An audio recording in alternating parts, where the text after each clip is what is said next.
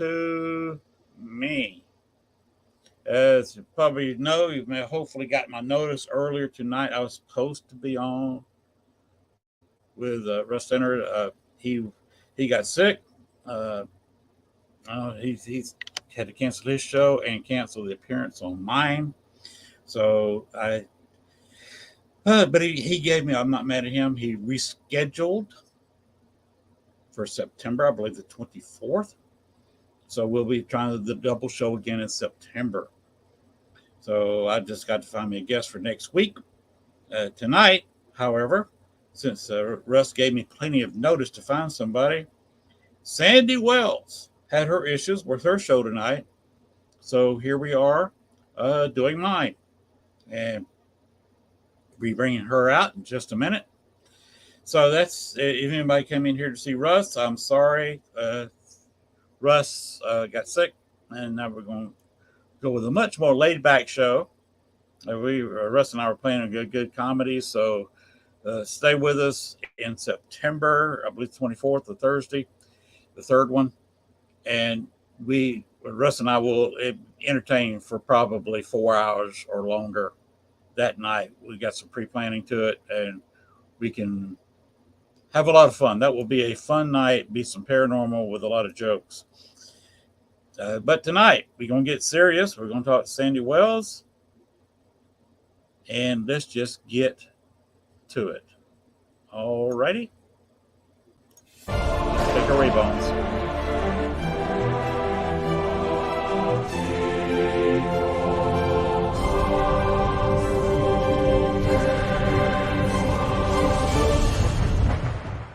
Warning, the following video contains strong language which may be offensive to some viewers and or inappropriate for children.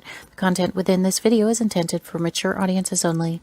Southern Fried Paranormal with Len Dorman featuring Bones. Catch us on Spotify, iHeart, iTunes, Spreaker, Facebook, Stream, and everywhere else you catch your podcasts. And of course, WLFE-DB.com. Now, from the backwoods of southeast Arkansas, right beside the Bayou Bartholomew, the longest bayou on the planet, broadcasting from downtown metropolitan Cane Creek Township, here is your host, Len Dorman.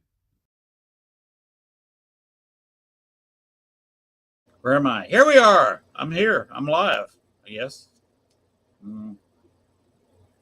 Heart's beating. I'm alive. And to the relief of my guest tonight, I did go to the doctor today, got checked up. They didn't find anything wrong. Of course, they didn't do a head x-ray. They never found anything there. But at least I've got a little bit of scratchy throat. I was checked for COVID. I do not have COVID. So at least I'm not having to ask my guest tonight to mask up and use rubber gloves. You got to practice that safe computing. But I'm not in quarantine. Be able to do what I want to do, and I'm clear of COVID. Anyway, let's see what else I can find in my blood test. Anyway, let's bring our guest out. She was the last minute. She was very gracious to appear. I'm happy to have her on the show. I should have already scheduled her for a show, maybe a double show. Maybe we can do that next time. Since her show is also on Thursday nights, we're going to bring in Sandy Wells.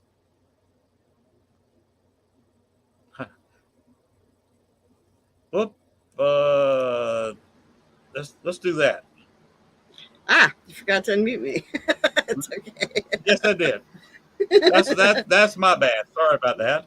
It's okay. I just said hello, everybody. I'm glad to be here. Glad I can help you out. Hey, I appreciate you coming in at last minute. No problem. I wasn't doing anything except sweating it up. It's okay. It's hot all over. It's steamy down here. We haven't had rain in a couple of weeks. I've got grass just dying out here. A shower developed, started with light rain, stopped. Started with a little heavier rain. I thought, okay, good. Did we get in your break? It rained harder for about a minute and a half, maybe 2 minutes most. Went back to light rain for another minute or two and quit.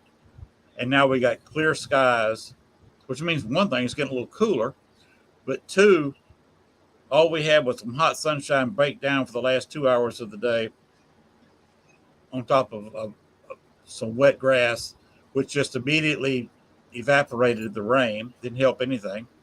Right. He said just make it very humid, and it was not fun outside at over 90 degrees and probably over 90% humidity. That's not a good day out here.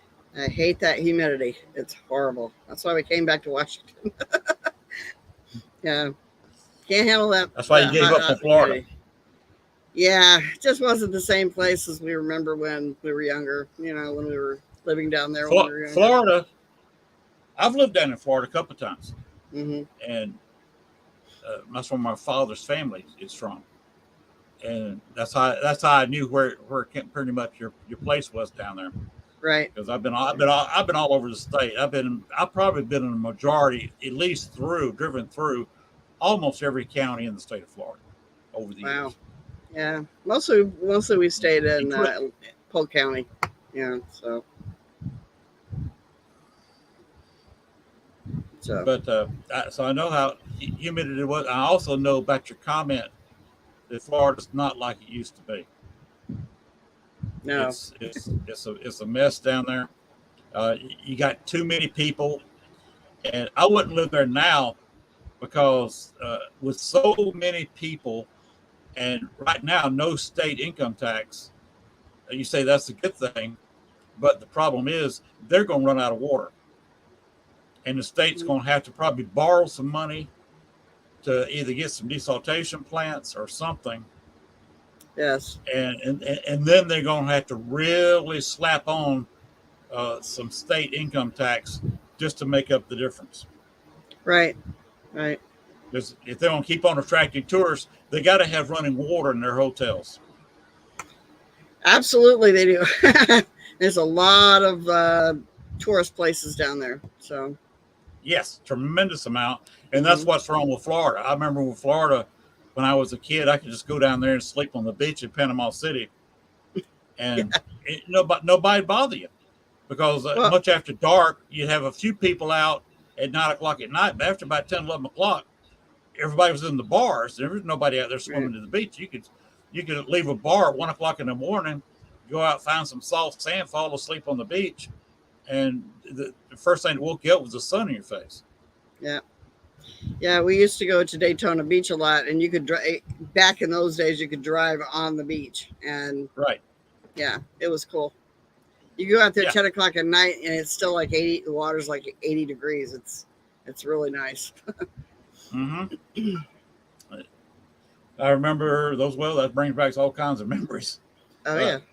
Because I don't know if you realize that I am 66 years old. I'm 64. So I remember how Florida used to be. I had a relative of my mother's had a beach house right on Jacksonville Beach, and I'd go down there sometimes during the summer. Right. So I would spend a couple of weeks over at her house as a kid, running up down Jacksonville Beach, and there was nobody really close to her. Mm-hmm. So maybe a couple of vacationers and maybe some kid that lived down the road, and that was it. Right. And now you can't even spread a towel on that beach without it being on somebody else's towel. No, it's horrible. We went down there to go to the beach, and it was just packed, and you couldn't take your dog on the beach. You couldn't drive on the beach anymore. It was, I didn't like it. It was too touristy now. Yep, it's not Florida from my memories. No, our Florida's dead. Yeah, well, rest is Florida. Yeah, rest is Florida. I was born in Illinois, so and my family moved to Washington when I was in second grade, and pretty much lived here most of my life. Well, been a lot of places, but yeah. All right. Can you talk a little bit about how you got in the paranormal? What motivated you to get in this? That's kind of a long story, but I'll try to make it as quick as possible. I got all night. Yeah. When I was 5 years old, I had a near-death experience and came back. And after that, I somehow ended up with psychic abilities and um, started seeing spirits and all kinds of things, and then that kind of went on until I was about, I don't know, 10, well, about 12, I guess. And then I had all my grandparents passed away. And so it kind of put me into this deep depression and stuff. And I just didn't even pay attention to spirits and stuff after that. And then when I met Russ, when I was 21, um, he was 21 as well. And we got together, we started doing paranormal investigations and have been doing them since. So that was 1980, I believe. Yeah. So about 42 years now. Wow. Mm-hmm. And my wife and I have only been married about 20 and a half years. This November will be 21 years. Yep. Yeah. You don't hear about that much anymore. People just don't stay married anymore. So I don't know why. It's just they're too late. I don't know. Maybe they're too lazy to work it out. If they have arguments or something. I don't know. Yeah, true. They get in an argument and go get a divorce and marry some person they were looking at anyway. Right. And it's too simple for them to get divorced. I mean, I can see if it's an abusive relationship or something.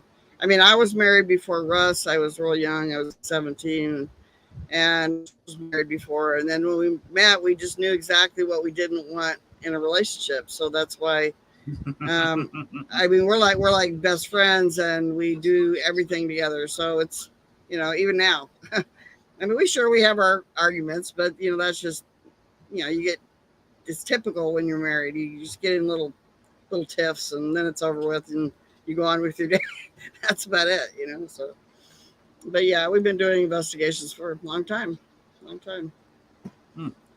My wife doesn't help me much on investigations. She says she'll watch my equipment, and because if you got 2 or 3 pieces of equipment out, you're not watching what's left in the car, right? And she'll sit out there and let the car run with the air conditioner running or something, and at least she's keeping an eye on stuff. She likes staying in the hotels. It is nice to stay in a hotel once in a while, and we don't go out to eat. We don't much either. Yeah. To be honest, Star City, I didn't tell you this earlier, but Star City is about 2,400 people. My kind of town. It's got the restaurant. The only real restaurant here in town just closed. Mm-hmm. We have a Sonic, a McDonald's. We have a privately owned business. It's a hamburger place. Yeah. We have one cafe that's only open for lunch. But I think 2 or 3 o'clock in the afternoon, they're closed. Right. And that's we got a Chinese place that's not very well, except on Friday and Saturday night. That's that's the nicest place to go eat supper now locally. And you got the Mexican restaurant. Wow. Yeah, that's like where we live. It's you have 2 restaurants, you got an ice cream parlor, you got a movie theater, you got a hotel. Volcano. A what? We got an active volcano. Oh, we got an active volcano over here. Okay. It's not really active; it's dormant, but it's a big volcano. Let's put it that way. We can see it from our house, but anyway, yeah. Let me know if it blows up. Oh, believe me, if it's gonna blow up, we won't be here. No. Sandy and Russ will be gone real quick. Time to go see Florida. Yeah. Actually, if I went anywhere, it'd probably be to Oregon because it's a lot like Washington, except Washington, at least Western Washington, doesn't have any poisonous snakes or anything. I mean, no rattlesnakes, nothing. So. Wow. That's one thing we have here. We have water moccasins. Mm-hmm. We have a few coral snakes, not many, but a few. Right. And of course, the cottonmouth is a water moccasin. We have, of course, rattlesnakes, about 2 or 3 different varieties. But the big thing around here is copperheads. They're not very big, Right. and their bite is not as dangerous as a rattlesnake, but it'll still Right. put you in the hospital for some treatment. So rattlesnake, time you get call the ambulance and they get you to a hospital is pretty well in your system, and Yep. you're probably going to have to go from a series of at least 5 to maybe 15 or 20 anti-venom treatments, Right. and you could be in the hospital either from, depending on how fast they get you, And where from they get you. or how quick the ambulance people pick you up and Yeah. get you to the hospital.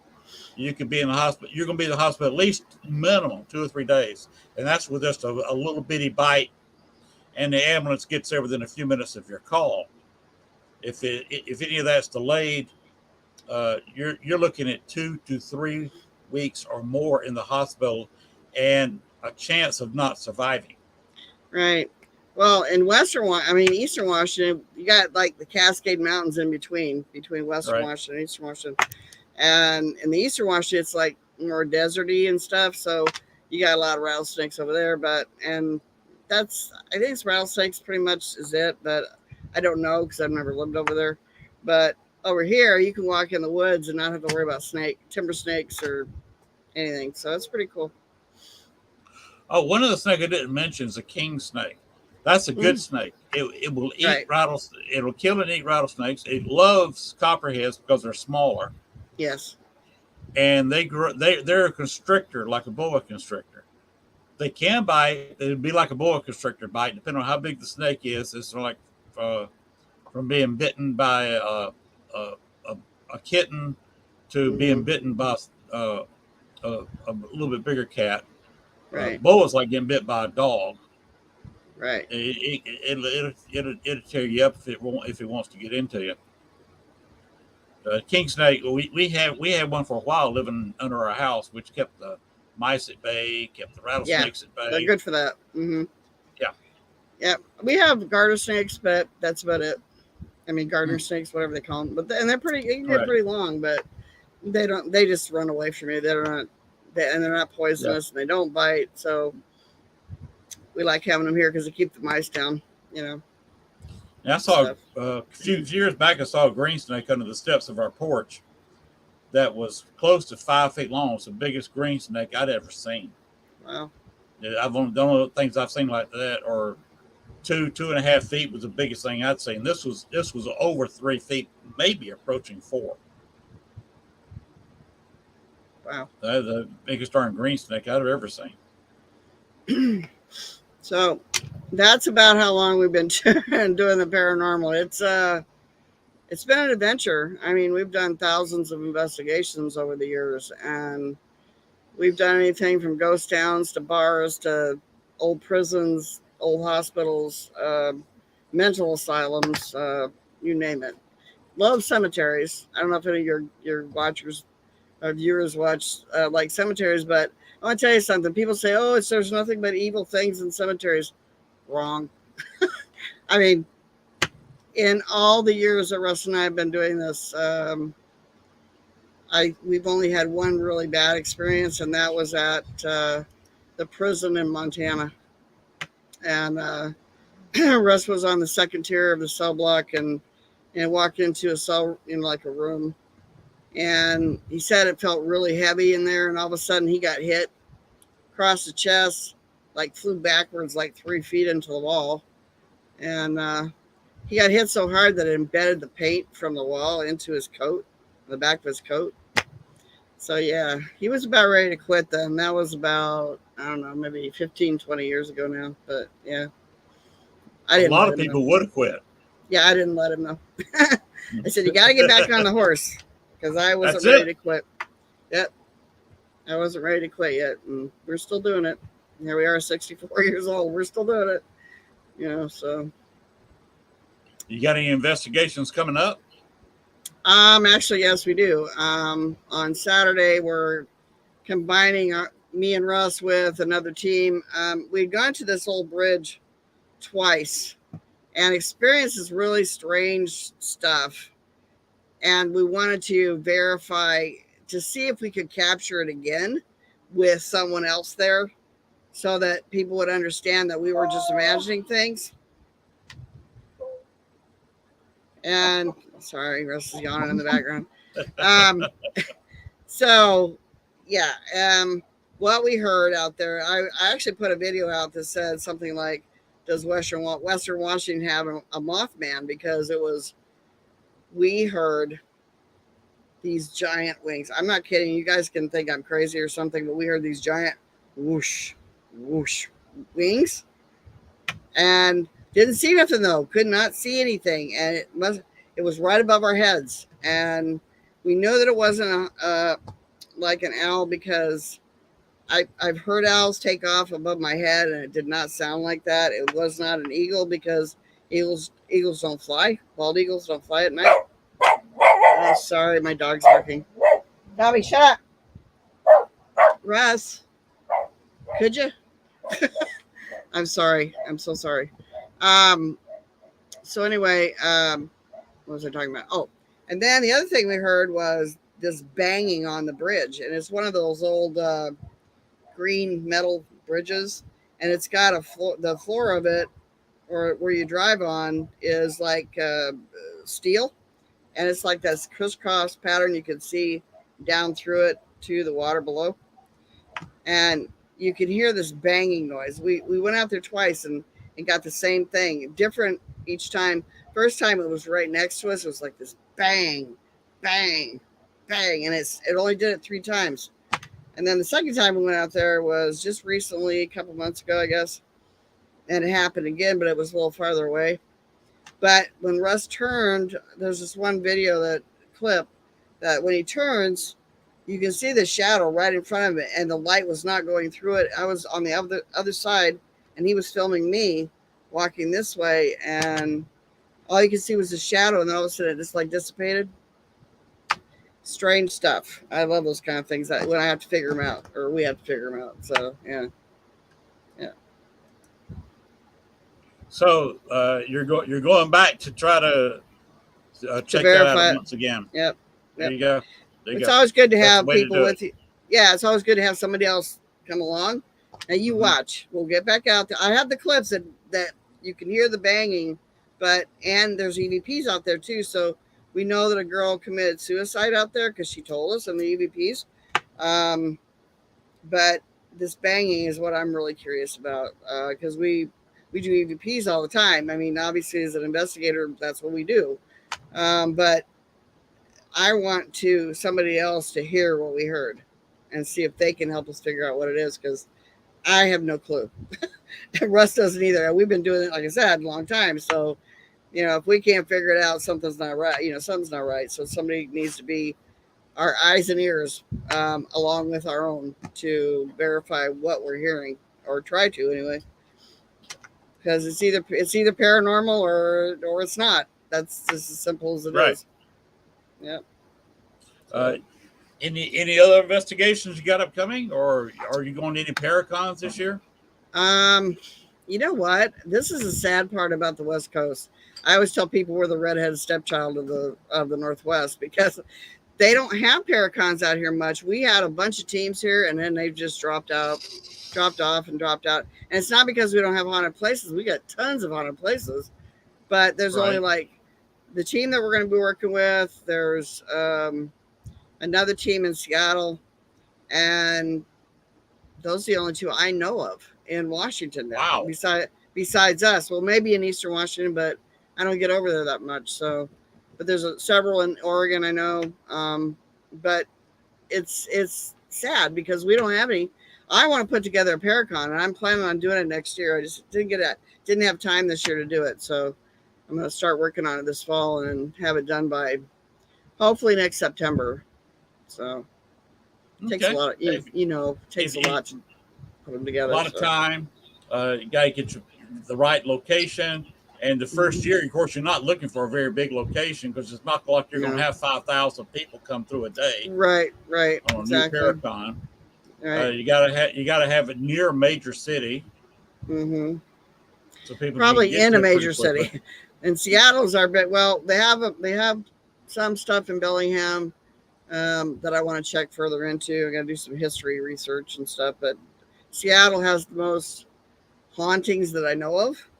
And I have a friend down there. His name is Ross Allis, and he runs A Ghost out of Seattle. Really great guy. And maybe he can kind of point me in the right direction because he's got his own tour down there, a ghost tour, There you go. which is pretty cool. So yeah. Heck, he might help you out in it. He may help you out financially. You don't know. Maybe you can start a not-for-profit corporation that does a Paracon Yeah. and split it up with him.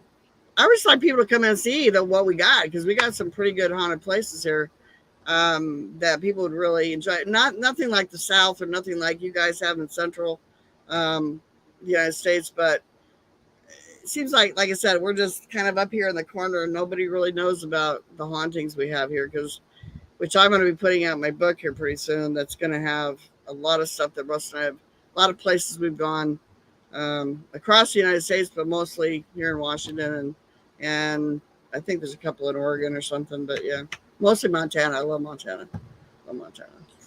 Well, you got another issue is the media coverage. So media, you got everybody's got in the paranormal's got a podcast, but most of them are on the East Coast. Like my network WLFE DB is based out of New York or New York State, not New York City, New York State. Several others like Dan Orville, he's in the Chicago area, and of course he's doing wonders and thunders, doing documentaries up there because he has a film crew. Right. Did you see what he did this past week with Miranda?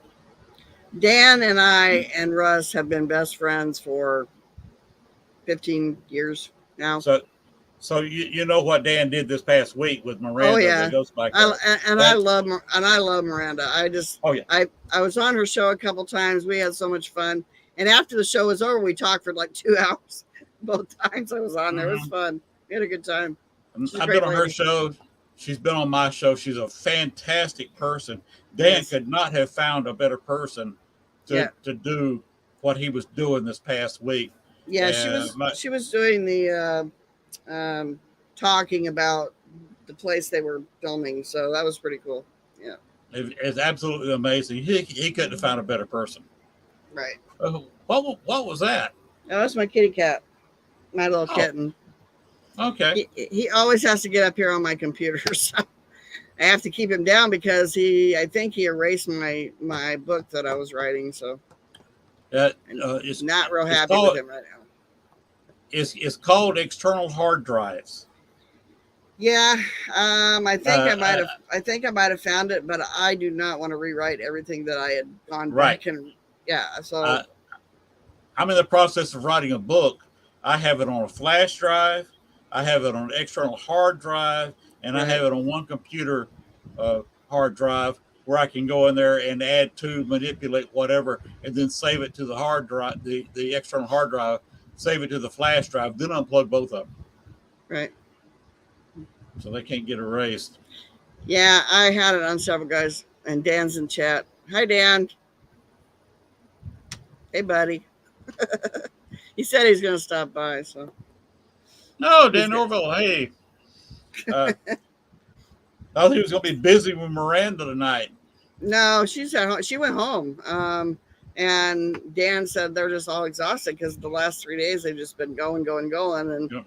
And so, yeah, it's nice for him to stop by. Thanks, Dan. Appreciate it, buddy. But the other things that, I'm more than a paranormal investigator. I've been going to school. And I've got my bachelor's in metaphysical sciences. I'm working on my master's right now. I do tarot readings, and I'm getting ready to start doing some meditation stuff, instructing people how to do meditation. And, I do healings, I do house cleansings, and people cleansing. There's a lot of people come home. From investigations with some attachments, and so we help get rid of that. And I just do all kinds of stuff. I'm an ordained minister, so yeah, I get into a lot of stuff. I just like to be well rounded, so that's kind of where I'm at right now. looking forward to doing some new experiments in the paranormal with some ideas I have of coming from the metaphysical side of things and the divination side of things. So, yeah, really excited about that. I told Miranda when me and Dan and her talked the other night that I want to come to her jail and do this experiment I've been wanting to do forever. And she said that would be awesome. So I'm looking forward to that someday. Yeah. Yeah, that's a pretty good trip for you It's okay. from where you live for jail. Yeah, well, Russ and I, our goal here in the next very near future, is to get a van so we can throw a bed in the back, and we're going to start traveling again. And we're going to get back to Illinois, go down and see Miranda in Tennessee, go to Gettysburg, I have a huge bucket list I want to go to yet, so before we retire. So. Well, I wish you luck on your entire bucket list. Yeah, I probably won't get to everywhere, but the most I want to go back to do some ghost towns. If you guys have never done ghost towns, you got to. It's the most amazing experience because you get to step right into that history. And Russ and I are history crazies. We love history, and so when we get into that, we're trying to make sure that we are helping people understand that it's not just about the ghosts; it's about the history too, and how you combine those things to make a good investigation and something you could actually write a book about if you do it right. So it's really important, that these young investigators out there that are just coming into the field, that they need to talk to people like me or Dan or Len, anybody who's been in it for a while, so that you guys can learn something new. That's the thing about the paranormal. If you're not learning something new every single day when you're doing investigations or otherwise, or you're just watching things about it, then you're not doing something right. You got to make sure that make sure that you're learning, because there's so much to learn, and we've just barely touched the afterlife. Barely. Exactly. So, I fully agree with what you just said, that this was a personal goal of myself and my wife before we got married. Was our number one goal when we got up in the morning was learn something new every day. mm-hmm. And we're still, she just turned 60 this summer. I turned 66. Yeah. We still want to get up in the morning and learn something new every day. Yeah. And Dan said it's about history and respect for that history and the spirits. Yes. Me and Dan talk a lot about that stuff, and Russ too, of course. He's just not on here with me, but he's like my connection. We're like connected at the hip. So everything I say usually, or he'll start putting his 2 words in too, because that's how we make sure that everything gets out that we need to tell people. And a lot of times I forget, or he'll forget, and I fill in the blanks, or he fills in the blanks. Yeah. So yeah, we're just, old paranormal investigators have been around for a long time. That's all. And your brain gets so filled up, you don't quite know what to do with it half the time. But because nobody really wants to talk, them young kids, they don't want to talk to us old timers. They want to do it themselves, which is perfectly good. But if you need a little leg up, maybe you need to focus a little bit on learning what you can learn from say us or you or Dan or whatever, Miranda even, and then taking that and molding it into the way that you want to do it, because there's no right or wrong way to do it. So That's all right, Dan. I can understand a storm knocked Miranda's power out. You got to feel sorry for her. Yeah. No, don't worry about me. I got power, or I wouldn't be here. Right. We're more worried about her having power down there. Mm-hmm. But Dan, I appreciate you connecting Sandy and I, because she had her own internet issues. So it's fate that Sandy and I got together tonight. So this whole show everybody's watching, it was fate. It's a coincidence. Well, I don't really believe in coincidence. Things happen for a reason. Mhm. Almost everything does. Absolutely, I agree. And by the way, if you want to see more of Sandy Wells, you see on your screen 2 YouTube pages. This is her Right. 2 YouTube channels. So if you want to see more of Sandy Wells, go to these 2 channels, and you can see a whole lot more of Sandy Wells without me getting in the way. One of them is American Ghost Hunters, SJ and Russ. The other is my spiritual page that I just started. It's called Sacredopedia, kind of like encyclopedia, but Sacredopedia by Sasa and Kata. Kata is my Monday night host, and we do tarot readings together. It's very cool. You guys ought to watch it. It's live. Yeah. So that's what those are. If you're just wondering, if you want to copy and paste them or whatever. Yeah. So I do readings all the time. Well, there they are. There they are for the world to see. Mhm. Tell everyone I'm not familiar with tarot card reading. I don't know one card from another. I say, okay, here's this guy here. I'm not sure what he's doing or Mhm. what this means. Right. For people who are like me, could you explain a little bit about tarot? Well, tarot is a divination system. Here, like these cards here. I have 11 different decks. These are tarot cards. Okay. Um, these are not original tarot cards. These are an updated version, kind of like a modern version of. And on them, I don't know if you can see it. It tells you kind of what they're about. They have there's the definition for each card.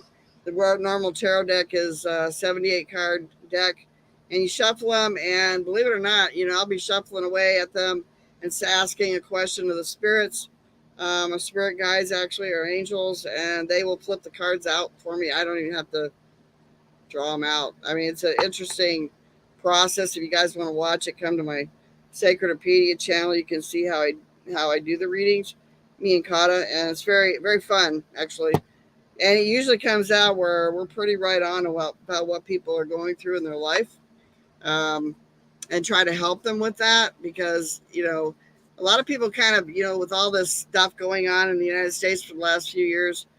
People are lost and they just want to have fun again and they just want to be on the right track again, and they just don't know how to get there because a lot of them been through a lot of trauma. It's been quite an ordeal for everybody, and so that's why light workers like myself and Cotter are here just to help you, guide you, kind of put you back on the right trail, so that you can get on with your life and not feel so, I don't know, depressed and all that. That's what we do. So, and we're more than happy to help. Oh, then it's not just tarot deck. It's you also get oracle cards, which are basically the same thing as a tarot deck, except the only difference is an oracle card is more in depth. Will give you more messages than just. I mean, like I said, I have 11 decks. I have cards. I have a book about angel numbers. Like, if you see repeating numbers like, I don't know, like 111, 333, 444, or whatever, there's usually a reason for that. It's a guide sending you messages that they want you to know. But a lot of people don't understand what that means. So that's why I'm here to help you with those kind of things. And if you want to contact me, I'm on Facebook under Santa Justine Wells or Sacredopedia by Sasa, because that's my spiritual name, Sasa. And yeah, so that's pretty much what I can tell you about them right now. There's a lot to it. Okay, can you pick up the latest lottery number since they're giving away $1.2 billion? I don't do lottery numbers, bud. We're not allowed. See, that's the thing about people. People think that, really. Right. They do. They think we know everything. If you're a psychic, you're supposed to know everything. You can't be wrong about anything. Totally bogus, because what we get is usually messages from past loved ones. Like, as an investigator, I am a psychic investigator, so I go in, I pick up what I can about the spirits that are in the location, and then I stop, and then I'm the investigator. That's what I do. I document everything. I record it on my voice recorder, um, and then we try to validate it by matching up the history to who worked there, who lived there, so forth. Yeah. And then if I get it right, then that's good validation for me that my gifts are on track. So I like that a lot. It's my big thing. So Cool. Well, I was just being silly about the lottery thing, it's okay. but we 1.2 billion. We could go get a one heck of a location and do one Yeah. heck of a Paracon. I would love to be able to build like a big, warehouse where it's all air conditioned and everything. So if people came, they wouldn't roast it, or some, and, you have like a bandstand in there, so people could do their speaking engagements kind of thing. I'm on for it. If I can figure out a way to do it, believe me. Okay, I'm sorry. Dan. Oh, okay, let's give the kitty cat a little FaceTime here. What is her name? His name is Toot. Toot. Toot. Oh, Toot. Because when I first saw him, I said, "Oh, he's such a little Toot." And that's how he got his name. So this is Toot. Hello, Toot. He's my baby. Good little cat. Yeah, he's only about let's see, he's about 2 months old now. Yeah. Okay. So. Dan Norville had a question. He said, Okay. Sandy, I meant to ask you last night, how do spirits block other spirits from communicating on dowsing rods? Dan, I can tell you this much, what I know.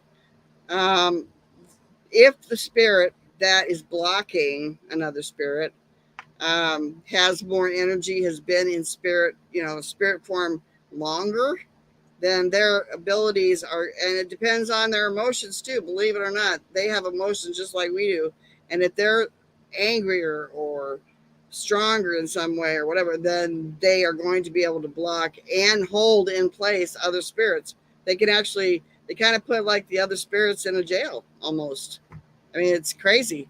I've seen it happen a few times, and I would say that, yeah, that's what I would assume, because I've had it happen many times in investigations where I start speaking to one spirit, and then all of a sudden this other one steps in, and I'm get a total different feel. It's like they step in front of the other spirit, or consume that other spirit by their own energy. I'm not sure exactly how it works, but I do know that it's stronger. Their energy is stronger, and that's how they can hold someone from speaking to you.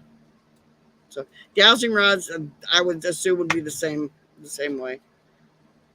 Did it happen last night? They said it happened to him. With him and Miranda. Right. I've had a lot of different experiences with dowsing rods myself, and it can get interesting. I mean, because if you're at a place where, you're at a place where there might have been some bad spirits, like say a prison or whatever, then obviously you're going to run into a lot more malevolent kind of spirits than you would normal spirits. So yeah, that's what I would say. And Dan, you already knew that, you stinker. You already knew that. My one experience with that thing was at Ethel's party. That was the name of the bar. It was Ethel's party, and it was the bar. But it had only been a bar for about 8 years. Okay. For about 90 to 95 years before it became a bar, it was a funeral home in Chicago. Okay. And they had a month before, about 2.5 weeks before I was born, there was a funeral of a mobster there. And it was a couple thousand people attended that funeral. Yeah, but they still had the little. Think of the energy from who came to that funeral. Just saying. Yeah. And all they did was put the bar there, what used to be one of the hallways where you went on either side of the little chapel they had set up. They still had the stage that was set up for the bodies to be viewed, and the basement they didn't do anything. You still had the old brick area, the brick room, that was used for cold run. They had finally refrigerated the thing after several years, but of course when it was first opened as a funeral home back in the early 19 teens, over 100 years ago, there was no ice. No refrigeration. There was only ice, and they had them laid out on steel, with ice under them. Mm-hmm. And this is where one spirit hung out, Bruno Rodi. He was a nasty guy. Yeah. He made his money before Al Capone got to Chicago. He ran the Black Hands gang, which Mm-hmm. was a 26th Street mob. Because I'll tell you the location. The bar has moved. It's a closed building now. It's on the corner of Wentworth and 26th Street, Okay. which is a nice place for the 26th Street mob to be. Mm-hmm. And trying to make a long story short here, he stayed there, and he had over the years got about over 20 spirits he had, as you put it, jailed Mm-hmm. inside that location. And once we could get past him, because he would fade in and fade out. They can't sustain energy for hours on end, No, they can't. especially in a bar when there's not that much power going on. But there was Dan's going to bed. Dan's Night, tired. Dan. Good night, Dan. Talk to you So soon, buddy. sleep well. And we'll be talking to you later on, Dan. Dan is a great guy. He really is. He really is. What you see is what you get. But anyway, that's exactly. And what you see is not a bad thing at all. No, he's He's a smart. great He's got a great team he works with, guy. Mm-hmm. and he's very, very easy to work. We're a very easygoing guy, and he knows how to do the paranormal the right way. He sure does. Greg Koss, and Dale Kazmarek, all good friends from the Chicago area. Right. And that's not a bad group right there. Yep. I also did one event. If you may have seen on Facebook, that I did with Richard Crow. His last John Dillinger event. I recently, on the anniversary, I posted it on Facebook. Mm-hmm. I think I've got the owner recording of one of his John Dillinger's events, and it was the last one, because that's in the middle of July. And on that one, he was scheduled to do it again, of course, the next year, but he died in June. He was a great guy, and I went to that event, and of course he was there early. I got there early, although I did do an investigation of the alley and the back of the old Red Lion Club, which is at that time was closed. It's reopened now. In fact, it was open 6 years ago when I left Chicago. Went to eat there, one of the last places I ate at in Chicago. But I investigated that, and then went back to the alley after Richard was done investigating it. I couldn't get anybody to go with me. I was just investigating that alley by myself. A known haunted location. Before Richard got started, they actually allowed me in the Biograph Theater for a while, and I got some video of the inside of the Biograph. Okay. Which was amazing in itself. And then I got to sit at a bar for 2.5 hours with Richard Crow. There's been ghost hunting since, I don't know where he started. Russ and I would love to come investigate with you, but we're pretty good investigators ourselves. Yes. You would probably like to come to the Allen House. Now, I think Ghost Adventures and Ghost Hunters has been there. The Ghost Brothers, the Allen House investigation of theirs was their first episode. Really? I don't watch them. Yeah, I'm sorry. And I did it for laughs. Yeah. The Allen House is about 30 miles from where I'm sitting. And I've been in there, contacted the primary ghost, Liddell Allen. She is in and out. She was a suicide. And her son, Alan, who also died in his early 20s, he went to New York, had a good job, and all of a sudden just died. That happened a lot in the 1800s. Yeah, it did, and actually. He's a jokester and loves to entertain the tours they give of the Allen House. That's cool. I was in there one night, had a ghost box, Echo Box, same thing, going, and a tour walked through. Only one guy came through wearing a baseball cap. So I said, Alan, what can you tell me the name of the gentleman who just walked in the room wearing the baseball cap? And there was no mistaking, there was only one. Right. Alan immediately named a name, loud and clear. Everybody heard it. Wow. The guy, and I did not know his name. I had never seen this man before. When I asked Alan to do that, he'd only been in the room 15, 20 seconds. And that's the only 15, 20 seconds I'd ever seen this guy. Right. Didn't see him much after that either. He heard his name called, his eyes got real big, and the legs got real busy. He ran out of the room and out of the house. Yeah. I mean, you know, have you ever walked around a corner and just something just shocks you? It's not like you're not, it's not like you're afraid of it, but it's like it's just there. It's like, whoa, okay, shock and awe, you know. But then you're not afraid of it. And a lot of people ask Russ and I. There's some main questions they always ask us, but the biggest thing is, what is your strangest and most scariest experience? Well, that would be kind of hard to say over as long as we've been doing it. But the scariest one was when Russ got hit. I mean, that was pretty scary because it scared him to death. He's never had that kind of, he had never had that experience up until that time.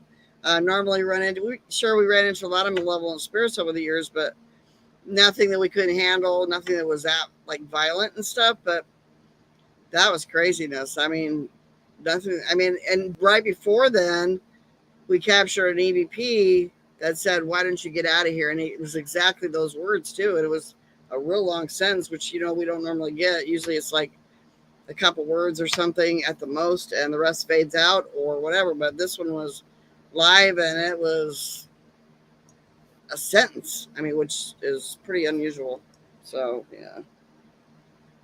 Russ and I have run across some really strange and unique experiences over the years, and I can't tell. I just gonna have to read. You just gonna have to read my book to hear a lot of this, because normally my Russ is with me, and he can fill in the blanks where I forget things, because I've probably forgotten more about the paranormal than I can remember. So that's what happens when you get a little older. The past kind of gets away from you a little bit. So how you gonna do, right? That's all you can do is write it down, or Yep. keep your old videos, so you can watch your videos and say, "Oh yeah, that happened there," and then you can go back and write about the incident because it's fresh in your mind. Yeah. Because Yeah. you just saw the video. Well, the hardest thing is keep it. Okay, I've had two computers. Now this was with, okay, the first one I didn't have like an external hard drive connected to it, but the second one I did. The first one just died. I lost probably 10 years worth of photos and videos and all kinds of things. And then the second one died. Thank God I had the external hard drive hooked, but guess what? Guess what happened? Then the external hard drive broke. Not the hard drive itself, but the connector thing. It fell inside of the thing. And I still have that waiting to take it and have the hard drive, you know, scrubbed and find all my photos and stuff. Right. If I could go back 40 some years and find all the photos and things, when Russ and I go to an investigation, especially now with the digital cameras, we can do up to 200 or 300 photos in one investigation. So, and Russ laughs at me because as soon as we get home, I'm like plugging the SD card in and going through photos to see if we captured anything. And it could be 2:00 in the morning, but I'll stay up till I go through all those photos. And then the next day I'll go through them again. I'm a very good analyzer of photos and video and stuff, and Russ is too, but yeah, he's better at the DVR kind of stuff. We used to have a DVR system that we had 6 cameras going, and not to mention the static cams we sat on tripods. And yeah, I mean, we had all the equipment, but guess what we use now? A camcorder, kind of, and a camera, our phones, Little toys for the spirits to play with, our dowsing rods. I use pendulums. What else? Ghost box. We have a ghost box, and we have voice recorders, and we have a cassette recorder that I just got again because I love the way that EVPs come out on cassette tape. You guys may not know about it, but it works really good. The magnetic tape draws in those voices, and you can hear them a lot clearer than you can on digital. They don't have that tinny robotic sound. Right. Yep. Yeah, I've heard that. Just you go to a pawn shop and find a good cassette recorder, and you're set up. And you can get those cheap. They have them on. I think I got mine on Amazon, or maybe it was Fingerhut. But you can still get them, and you can still get the tapes. So if you want to try it, it's a good experiment. I mean, and you tape it, and the tapes are about 90 minutes long. So you got a good amount of time to do whatever you're going to do with EVPs, and then to get it up there, I don't know. Mine has something where you can transfer it. I think it had an SD thing in it. I can't remember, but because we just got it again, so I haven't had a chance to play with it yet. But yeah, it's one of our favorite things because we got some amazing EVPs out of a place we did called the Oxford Saloon in Snohomish, Washington. And we documented 7 ghosts in that building, 7 different ghosts. Not to mention 7. Yeah, the different voices, the different, I don't know, I know what I'm talking about, but I can't explain it right now. I can tell you if I go back and looked at what we documented about it, but yeah, I know there were 7. Yeah. Some people said, "Oh, there's 18 ghosts in that building." No, there's not. There's like 7, and I don't think they're there all the time. Just yeah. Oh, one thing I didn't say a while ago, didn't finish my thought. Then I got to go to commercial break. Mm-hmm. The ghost I said was in that bar. Yes. I went in there with a psyche and we freed them all. Oh, good. Bruno Rodi was, of course, like most gangsters, a practicing Catholic. Yes, that's good. And of course, he had kind of lost his religion, so we approached it from that. Yeah. And he sounded like a preacher, although I'm definitely not. Right. But went in there and said, "Christ forgives you. I forgive you." He attacked me 2 or 3 times, and I said, I forgive you. Mm-hmm. You need to release these people, these spirits. Right. He released them all, and he was stuck in that bar, mainly stuck in the cold room. Right. He could go upstairs once in a while, but mostly was downstairs. And I said, "Look, if you can turn on the good side, accept Jesus Christ as your Savior, mm-hmm. you can go see anything you want to, go to anywhere you want to go." And I can do that anyway. Yep. See, now I've passed by him once or twice. A psychic has seen him 2 or 3 occasions, and he's a happier spirit just roaming the world, just having fun. Yep, exactly. And I want to talk about after that, after your commercial break. I want to talk about that for a second because a lot of people don't understand about spirits and transitioning them and all that. Okay. So it's only going to be about a 30-second commercial break, and I'll go ahead and start it right now. We can't ask for a better intro. And if you got anything you want to say about these 3 places, that's all I want to. I don't have a video right now. I did have, but the event's already passed. But non-con, is that what that is? Non-com 7, I think. This is September 23rd, so it's got a ways. If you're in this area, go take a look. It's got Pottstown Elementary. That's a haunted location. Yes, Pottstown. Yeah, I've heard of it. It's a 2-day event. They're having it there, and anytime you can go to a Paracon or an event at a haunted location, I say go. If you're in that area and you got the money, go. I would. Some people, like Dale Kaczmarek, he does very few public investigations because invariably the public gets in the way. But you Yes. have a lot of amateur people. People don't know what they're doing. But And if they you can get annoying.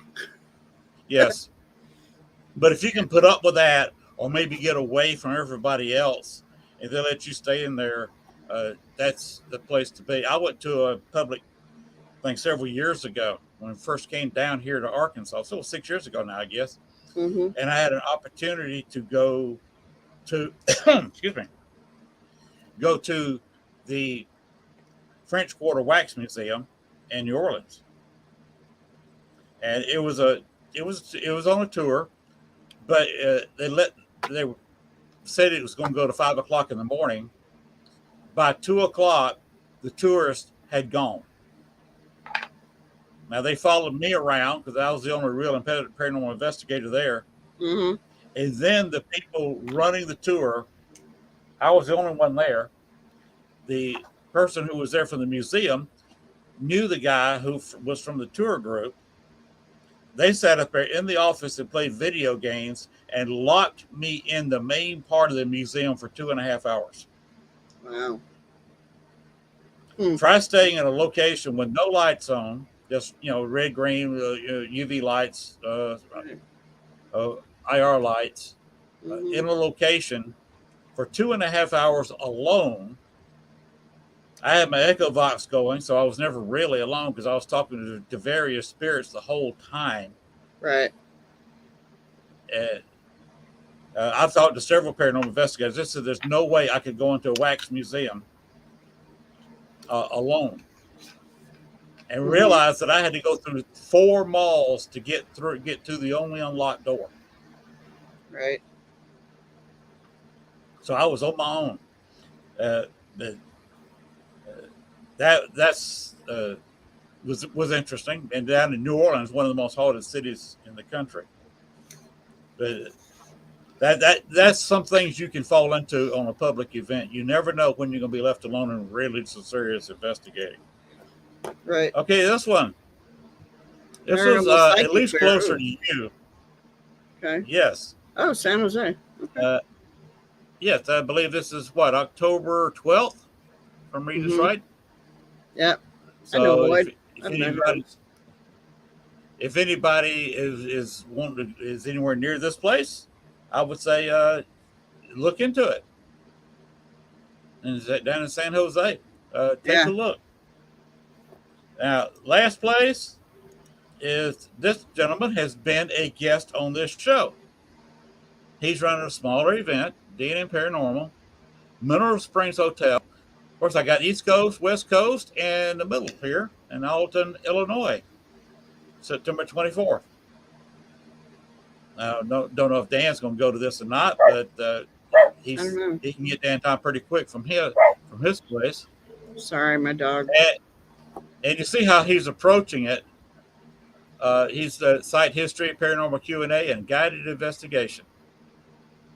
Okay. And for the price there, being in a haunted location once again, that's a good way to meet some good paranormal investigators. Yeah. And see how they investigate the Mineral Springs Hotel. And maybe next time you want to go there and do it on your own, you can pay them yourself, because that's a paid location. Most locations are paid. They have power bills, they have rent bills, or if they own the place, they got a mortgage on the place, or at least in debt some way or another. Even if you paid $50,000 for it, that's still $50,000 out of your wallet. You need to make that $50,000 back at the very least, and hopefully a little bit more. I mean, for all the work you put into it. Yeah, you should be able to get every dime you got out of it, and then put a little bit in your wallet to boot for your trouble. Mm-hmm. But most people don't realize that. I don't understand folks like that. But anyway, D&M Paranormal, they're a good group of people. Like I said, I've had them on the show. So if you want to go see the Mineral Springs Hotel and you don't want to go in there by yourself, can you afford to go in there by yourself especially, this would be your chance. And at that kind of price they've got listed right there, that's a very good chance to go into a very interesting location. Yeah, I would like to go there. I've never been to the Mineral Springs Hotel, so. There's another place you'd be interested in. There's two Mineral Springs hotels. One in Alton, that one, and another one in Oakville. This is a working hotel. Okay. A very old, very haunted hotel. They've had a suicide. They've had Wow. you're talking about all of the 20th century because they're still open. They still got stuff going on there, and you've got the old gangland because they used to use that hotel for a meetup place. And if St. Louis gangs needed to talk to Chicago gangs, they usually met there because of the hot springs. They could lounge around in the springs. Right. I've investigated the place before. Got quite a few experiences before. Take your husband, go there for a couple of nights. You can investigate, Mm-hmm. and the Mineral Springs that you can sign up for it in the mornings or sign up for the afternoons, whatever. Sign up for both, and soak in very hot mineral spring water. You will feel better. I've heard of it, but I've heard of different places like that. There's one in Oregon. It's in La Grande. I can't think of the name of it, but if I find out, I'll let you know. It's a good place to investigate, from what I understand. It's a hotel now, but it used to be like a spa where people. I'm sorry, my dog. Where people will come and soak in the water, kind of like the Mineral Springs, but it's something else. I don't know what they. It was something else that was so special about it. I don't know, but the place is definitely haunted. From what I understand, there's a lot of places over here that a lot of people don't have probably never even heard of or even investigated. So, yeah. Okay, now, what were we going to go into when you came back? Oh, you were talking about releasing the spirits were in that place. Okay. What I don't understand, and there's nothing wrong with having a place that is haunted and you own it and you're trying to share it with other people, and the ghosts are, like they like the activity that the people coming in, they get to talk to them, interact with them, that kind of thing. But also, what is kind of irritating for me sometimes is if we go into location, I'm not talking about somebody that's owning a place, or I'm just talking about any investigation. If we go into an investigation and we do not, like, say we got EVPs that say get out or blah, blah, blah. Well, that's kind of typical of what we get. But some of them say, help me. That means that ghost wants to leave. It doesn't want to stay there anymore. It wants to be transitioned into the light and do what spirits do on the other side. Why we as investigators, a lot of us don't transition those ghosts away from so they can get on with their spiritual life. I mean, they can't, or spirit life, they can't do it stuck in a building. I mean, I've always wanted to ask people that why don't we more people do that? Why don't they allow the person?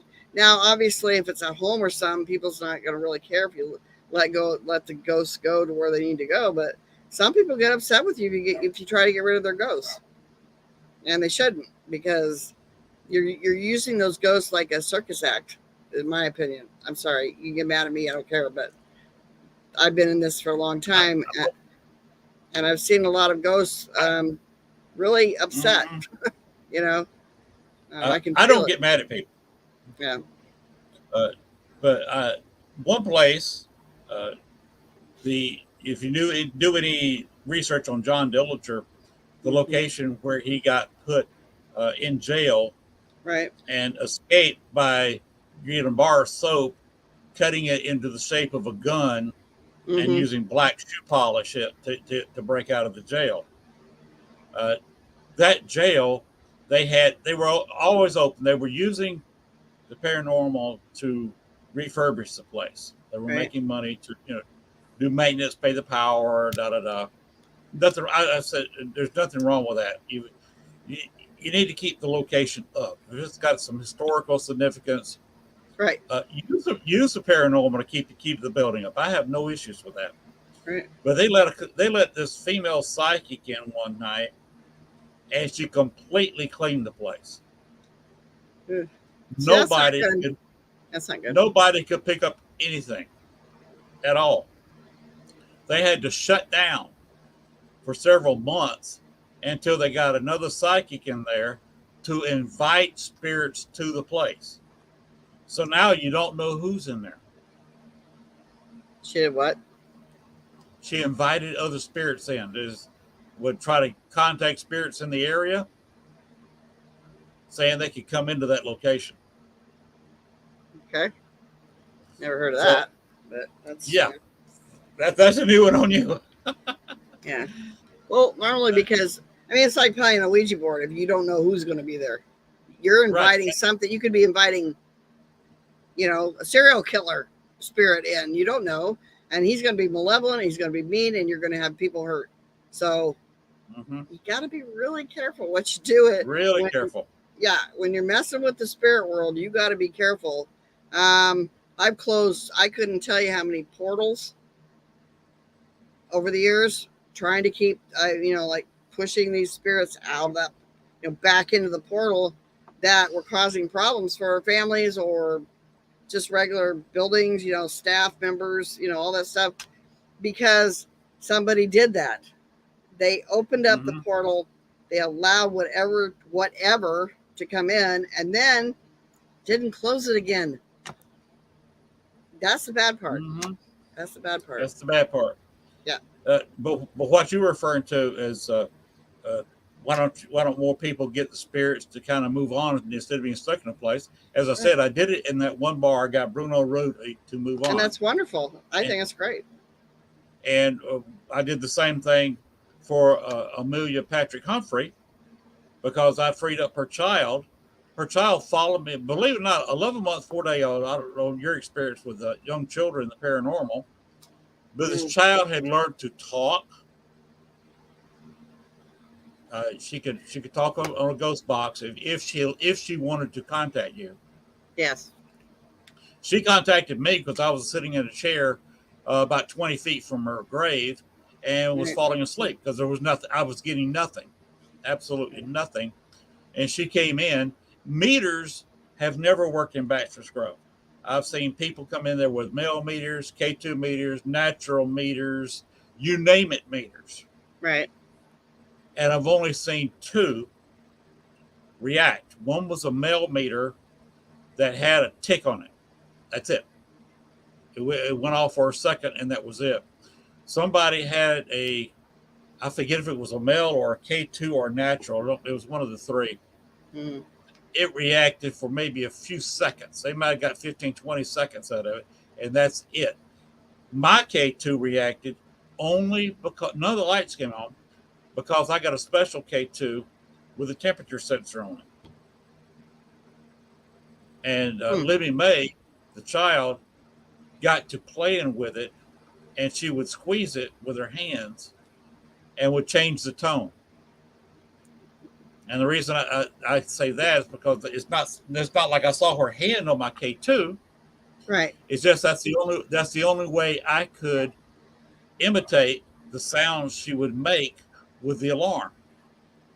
Right. Because she would get it gently and touch it, and it would sound off, and then like your fingers are like this on something, and as fast as you move your fingers, like you were doing Morse code or something, she'd be doing this with her fingers, and would almost play a musical tone. And nice. the only way I could imitate that was to sit there and do this with my fingers, and it only did it in 2 places. Mm-hmm. And that's hard to do. That's really fast. That's hard to do. So it's really fast, and she would vary it to almost make a childish musical tone out of it. That's cool. And now, I took her to her hometown in Orland Park, where her father built a big house. So I took her there, and she thanked me by doing the same thing in that house for about 20, 30 seconds. And I've never had at any other location had any spirit touch that temperature sensor again. Wow. She was the only one who did it, and only did it once in the house, and at Bachelor's Grove several times. Huh. Interesting. Yeah, you know, let's talk. Let me talk here for a second about spirit ghosts or children spirits. Go ahead. Okay. There's a lot of misconceptions about child ghosts or child spirits. Everybody says, oh, they just automatically go to the other side. Well, they get lost on their way to the light too, just like any adult. The problem is most people now want to use those children's spirits for their own entertainment, which really I won't even say. I'll try. I try not to cuss on these shows, but that is one topic about calling these children evil spirits or demons. Mm-hmm. Everybody's talking about it now, and it just makes me mad. Let's just put it that way. And I've gone off on that tangent. Sorry, I had a mosquito flying around. I went off on that tangent one show that I must have lasted 10 minutes about it because it's just it irritates me because think about it. Now, you say you've lost your child, and that child is coming to visit you from the afterlife. And it hangs around because it doesn't know where else to go. And all of a sudden, people are telling you, oh, it's a demon, it's this, it's that. Really? If you were a parent, you lost your child, and somebody was calling it a demon, wouldn't you just be a little upset? Wouldn't that really just upset you, not only emotionally, but, you know, it would make you think that when you go to the other side, your child, you automatically turn into a demon or something. That is so wrong. These children are just as innocent on the other side, if not more so than they are in life or in death. And it just, I fully agree. I get so mad about this because it's like black-eyed children. There is no such thing. It's a legend. I read about it online. Can't tell you how many times, and everybody's saying the same thing. It's folklore. It's a legend. Sorry, mosquito. And it's not real. I don't know what these people are seeing. They say, "Oh, I saw this," and I thought, "Really? Take a picture of it. Let us all see it." You know? Yeah. And if you're going to prove something to somebody in the paranormal, you better have evidence because people are going to, they're going to judge you. They're going to say, oh, come on, you're crazy. That didn't happen. But I can tell you, Russ and I have had some really weird experiences in the paranormal, and not even in the paranormal, but when we were just doing average everyday things that we cannot explain. So, it's not always what we think we know. It's about what we're experiencing, in this lifetime, because there are so many paranormal variables as to what what a haunting can be about. And most people go by certain things. Okay, a haunting is this, and that's just what it is. But no, there's just so many different things that you have yet to discover, if you haven't discovered it yet, of the possibilities that are out there. They're virtual. I mean, so many things that you can learn if you just open your eyes and pay attention every day when you're out doing something and you see something out of the corner of your eye. Guess what? You may have just walked past a spirit because they're everywhere. Yeah. They're everywhere, literally. So, well, I appreciate you saying what you did about child spirits because I happen to agree with that. Yeah. Because that's something I've always heard. And when I started talking about Libby Mae Humphrey, a lot of people said, well, you better be careful. It's probably a demon. Like, there are no child spirits out there whatsoever. There's nobody, say, under 15 as a ghost. Why? And even the 15-year-olds are probably demons. Oh, please. There's a lot more child spirits out there than there are demons. Yeah. Demons are very rare. And if you run into one, you're going to know it. You're going to know it. And there's not going to be any mistake about it. Trust me. There's one, and this was told me by a person. I'll mention his name, Alan Lowe. Okay. He's from here in Arkansas. And when I discovered I was coming down here, I immediately contacted him. Unfortunately, he wanted me down here a couple of years earlier, and we didn't know each other. Okay. Because his team, he was having the same trouble I am now. There's nobody in Arkansas that wanted to go stunt with him. He had a lot of come and goers in his team, and he couldn't get anybody to stay. And he finally said, "Forget it, I'm moving on with my life." Mm-hmm. Now he's retired and repairing furniture at home. Anyway, he investigated a place in Southwest Arkansas. If you look down there, it's a small town south of Texarkana, Okay. right on the Texas border. And he was called down there because they said they're having issues. So they looked all over. They let them investigate the whole small town, like kind of like they do on TV. Yep. And when they investigate the whole city, That's what we and did he here. investigated all these buildings. Well, you know what I'm talking about, them, Mm-hmm. and didn't find much of anything. No real voices. Wasn't going anywhere. Right. So they asked him, "Well, one building we haven't checked out is this church over here." She said, "Well, that's an active church. That's the church. That's the house of God." He said, "Let me go in here because you never know what's hiding in a house of God." Mm-hmm. They went in the church, and in the basement, one of his big, looked like a biker guy. This was a big man. Right. Kind of what walks in a biker bar, and nobody discusses stuff with this man. Right. Alan went in there to see how he was doing, and the guy came out mumbling something about batteries. "Oh, I gotta get new batteries. This piece of equipment doesn't have any more power. I gotta get batteries." And going on and on about batteries as he walking out of the place. Uh-huh. He ran into another team member, and they were mumbling.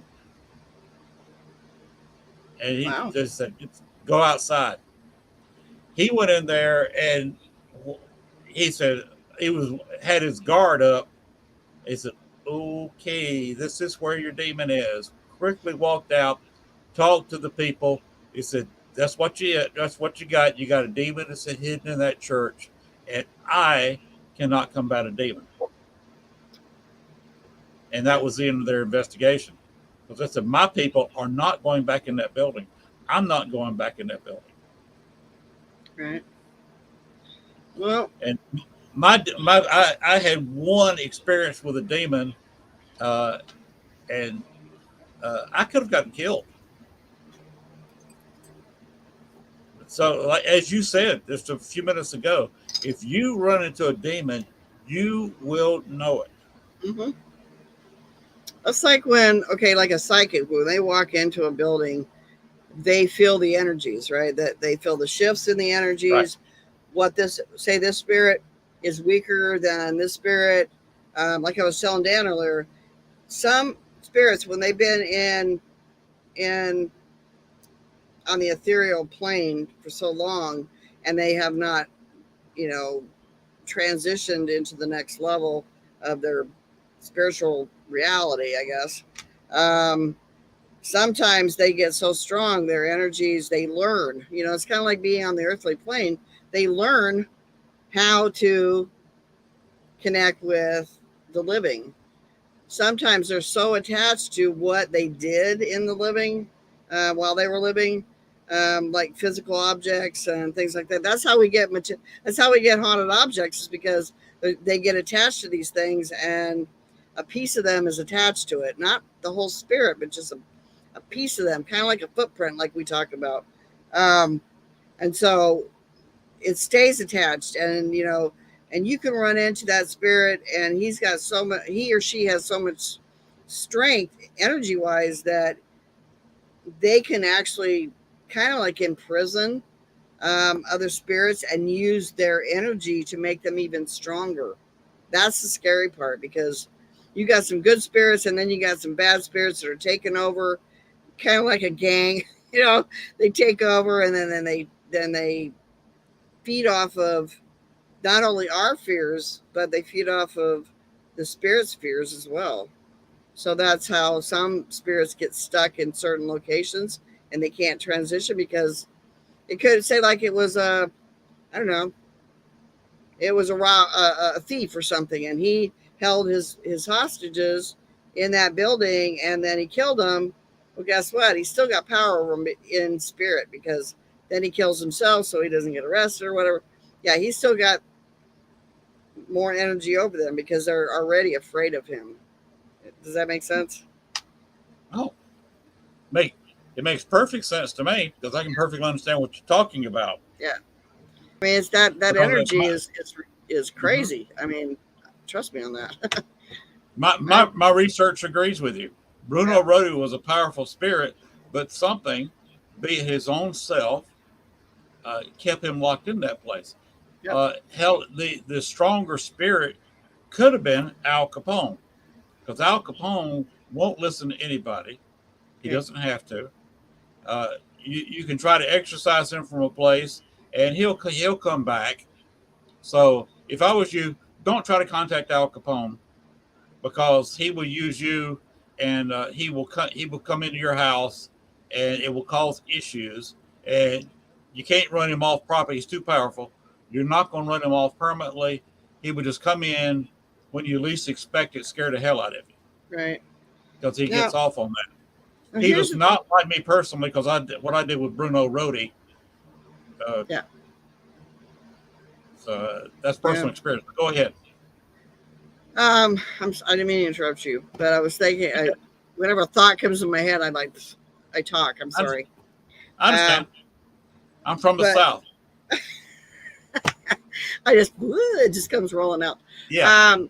But and then I lost my train of thought. Oh my God, 64.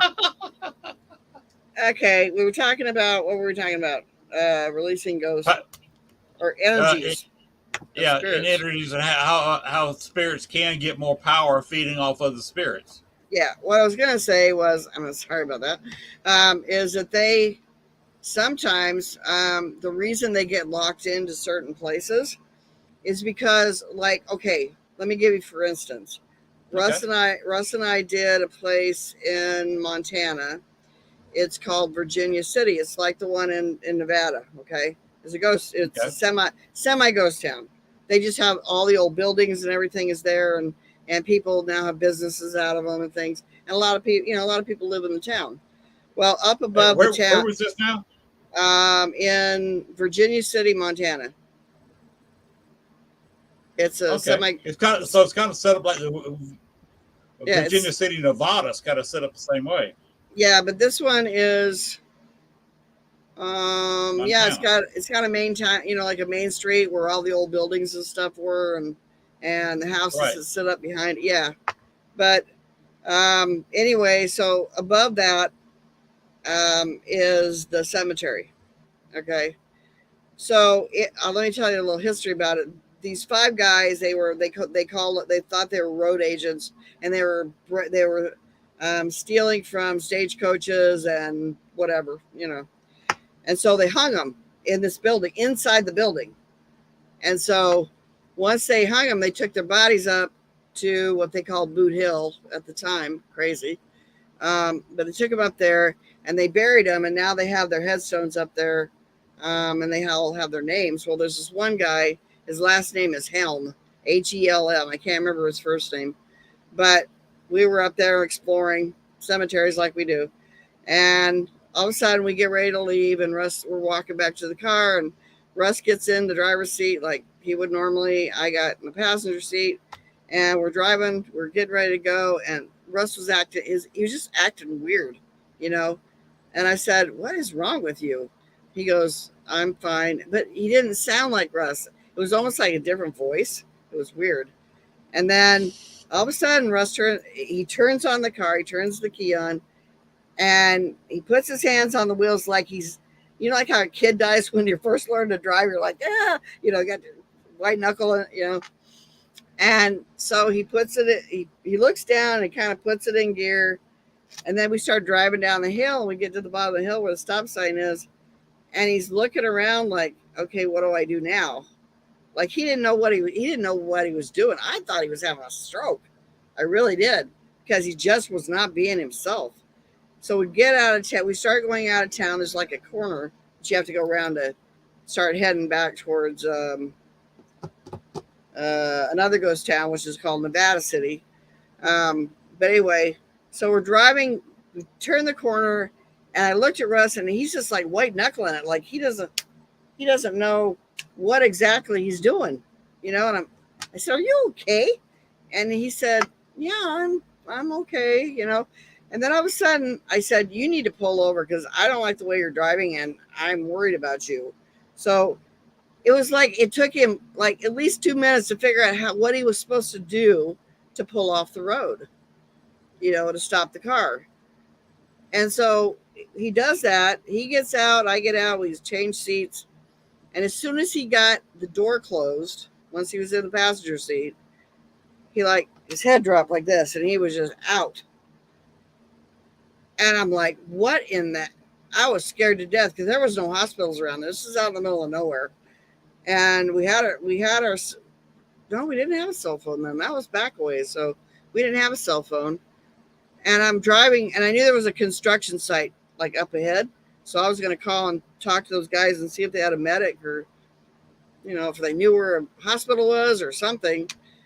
And as soon as I took off, started driving again, Russ is still passed out. And I thought, oh my God, he's had a stroke, and I'm here by myself. I don't know what to do.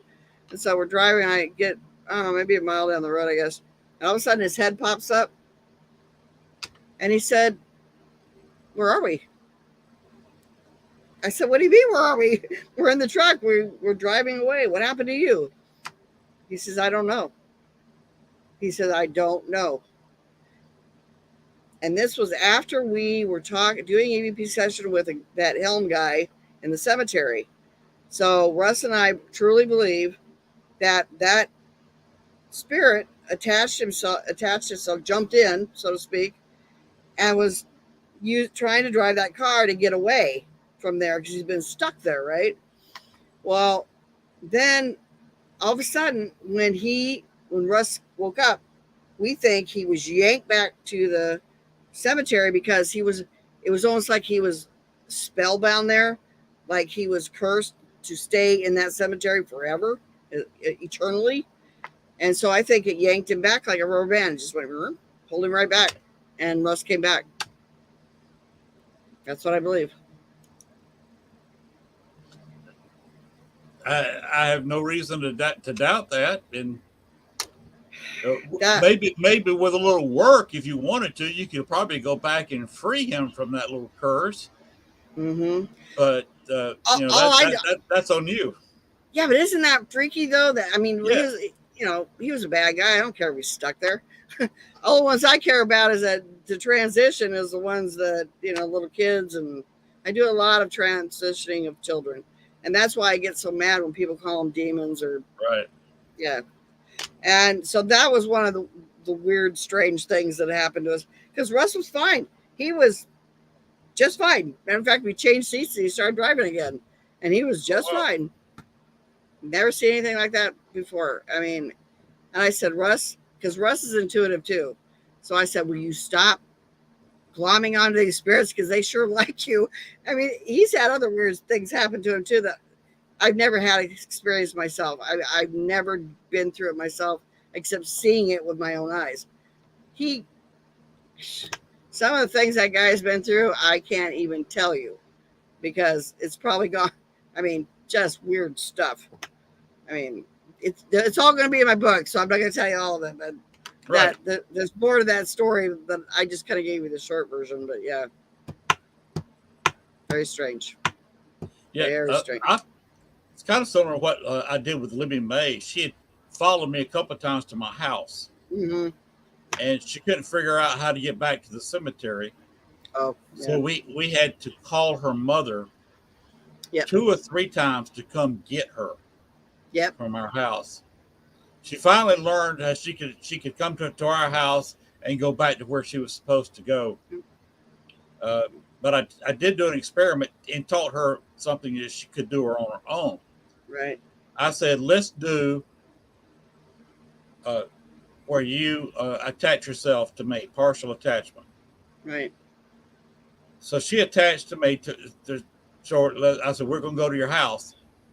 So we went out to her house, which is a historical place, an historical society of Orland Park. And Mhm. one Sunday a month, it's open for tours. It was open that Sunday. So I got her inside, and just said, go on, do what you want to do.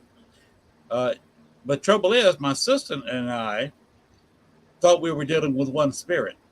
Mhm. We didn't realize that two of her siblings, who had also died young, one died, I think, at almost same age she had, about 2, and another one died at 7 or 8. You know how it is in the 1800s. Right. You're going to lose half your kids by the time they turn 10. Yeah. And they were playing with her, lot of so we weren't. A lot of miscarriages and stillborns back then. Yes, a whole bunch. We didn't have one child with us. There were 3. Oh wow. And we released them in the living room of the house that their father had built. Right. And there was another so-called psychic, and I will put the quote, so-called psychic. You know what I mean by that. Been there, done that. And I released him as he was trying to do a tour. Mm-hmm. And I said, Libby May's here, along with, and he named the other 2 kids. He said, this is not your event. This is my event. Okay. But he did try to contact her by name, and he did verify the fact that she was there and the other 2 kids were there. Right. Because he got him on a ghost box. Ever since then, he has not wanted to talk to me because he wants to claim ownership of those spirits so he can make money. One thing about Bachelor's Grove, the Forest Preserve, which owns all the property for several acres around that spot, right, and in some direction, a couple of miles, owns all that property because that's just it's green, unused acreage that's used as a massive park for green growth in Cook County. Cook County is a massive county. right. In fact, Chicago takes up less than half of Cook County. And the Forest Preserve has something probably half the size of Chicago itself, just in trees. Mm-hmm. Some of it had been developed in the past, has grown back up. Some of it was industrial. Some of it was old homes like Bachelor's Grove. It just got absorbed into the Forest Preserve. But they wanted to build, because it was a popular path.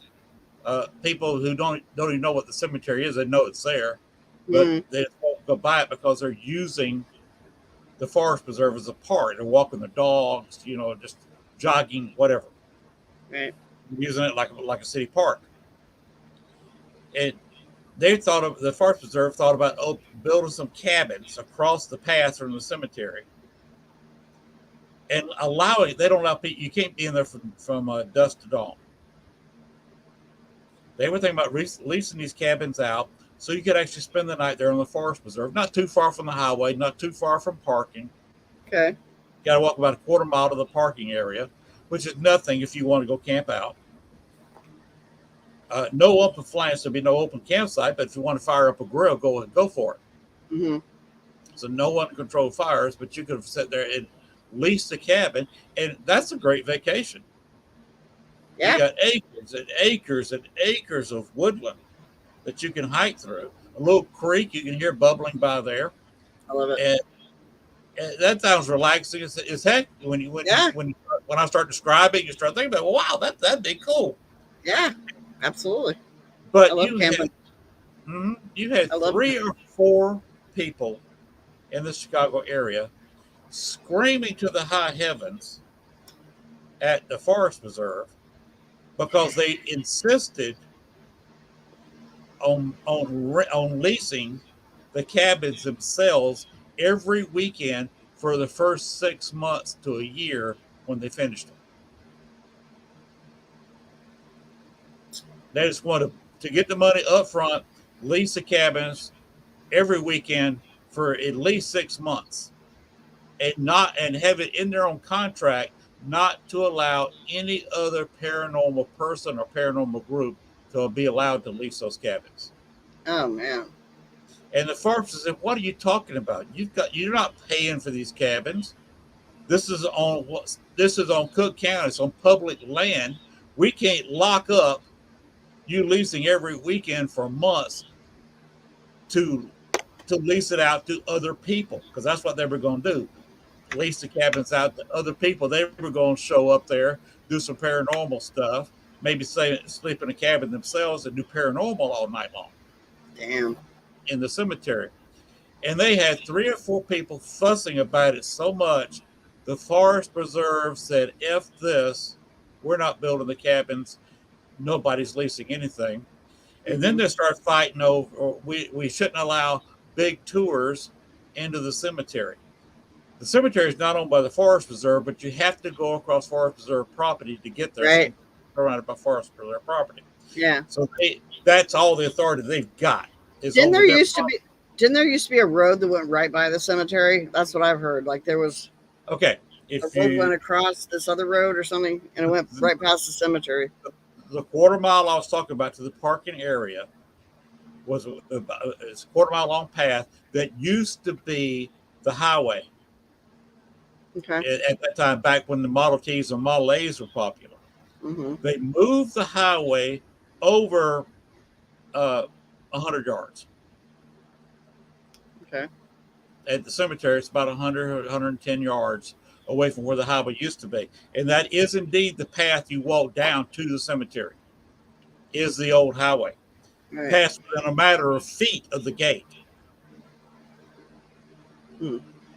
And it due to traffic, people like I said, jogging, going to the cemetery, whatever they're doing, keeps the path worn enough, and they keep it cleaned off enough. Now, for a while, it was get really grown up, but because of what's been going on in the cemetery, the locals coming in there, kicking over the gravestones, and it being a hazard, the county owns that cemetery. Right. They will not admit they own the cemetery because they don't have insurance on it. They don't want to pay insurance on that cemetery. Right. Because it's not costing them anything. They were not maintaining it. So why should we keep insurance on there? Nobody even knows we own it. So for a long time, they lied. Cook County lied. Said, we don't own the thing. We don't know who owns it.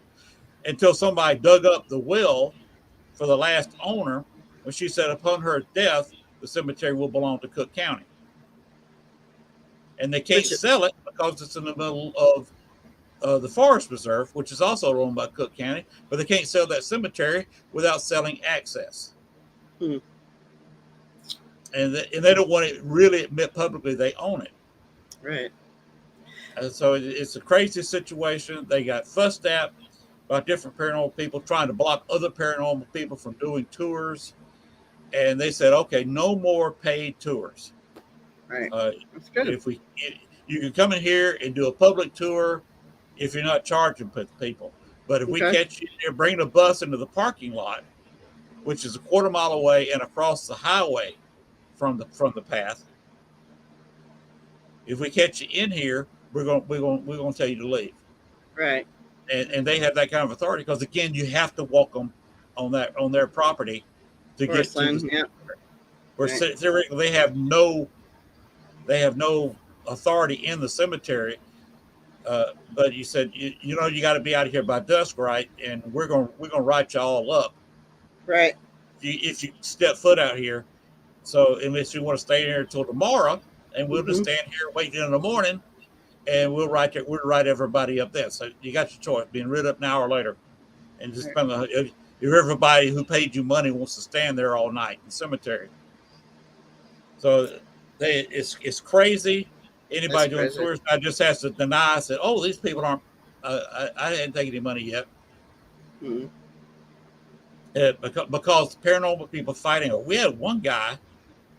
He fortunately is not coming in there much anymore. He used to have a YouTube channel based on the cemetery, but for a while he would go. He's a little bit screwy, so you're going to think that when I tell you the story. He used to go in there and climb trees. Oh man, can you give me 1 second off air because I got to shut my door? Can you? I'll tell you what. I'll just knock you out, and I'll just come in there and have it and talk about the other places again or something. and I'll be right back. I'll be right back. Okay, not a problem, not an issue Okay. at all. I got to get my dog in. I understand. Hey, when you come back, give the dog some FaceTime. Oh, shit. Anyway, while she is getting the dog, we will talk about what's coming up, and I'm gonna have to turn on a light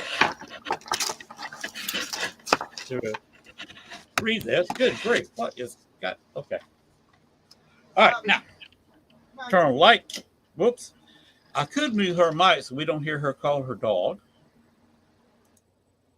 There we are. Okay, coming up. I do not have anybody next week. That will be announced. The 11th, Jessica Hardison Adams will be my guest. August the 18th, Ash Hamilton will be my guest. August 25th, I do have as an open date. So if anybody would like to be on the show, I'm looking for somebody August. There is Hope, Paragon, and Ghost Hunt. So that is, I believe they do it on Friday. So I set them up on the 1st of September for There is Hope, Paragon, and Ghost Hunt. I will be probably getting a video or at least some posters of them. I will be advertising their event during my quick commercial break I have in the middle of the show. On the 8th, Stephanie Smith. That I will be cranking up because East Coast guest. I will be, instead of having a 11 p.m. to 1 a.m. Eastern time, and on my time, 10 to midnight, we'll be cranking up a couple hours early. It will be 9 p.m. Eastern time to 11. Holly Mullins on September 15th. And we have rescheduled the show that was supposed to be tonight. Russ Stryver, we will be doing the double show that we should have done tonight due to his sickness on September 22nd. So I do have a couple of open dates. So if anybody wants to come in, they can message me on Facebook. That's the easiest place to reach me. And be glad to have you on the show. So now we're going to bring back Cindy Wells.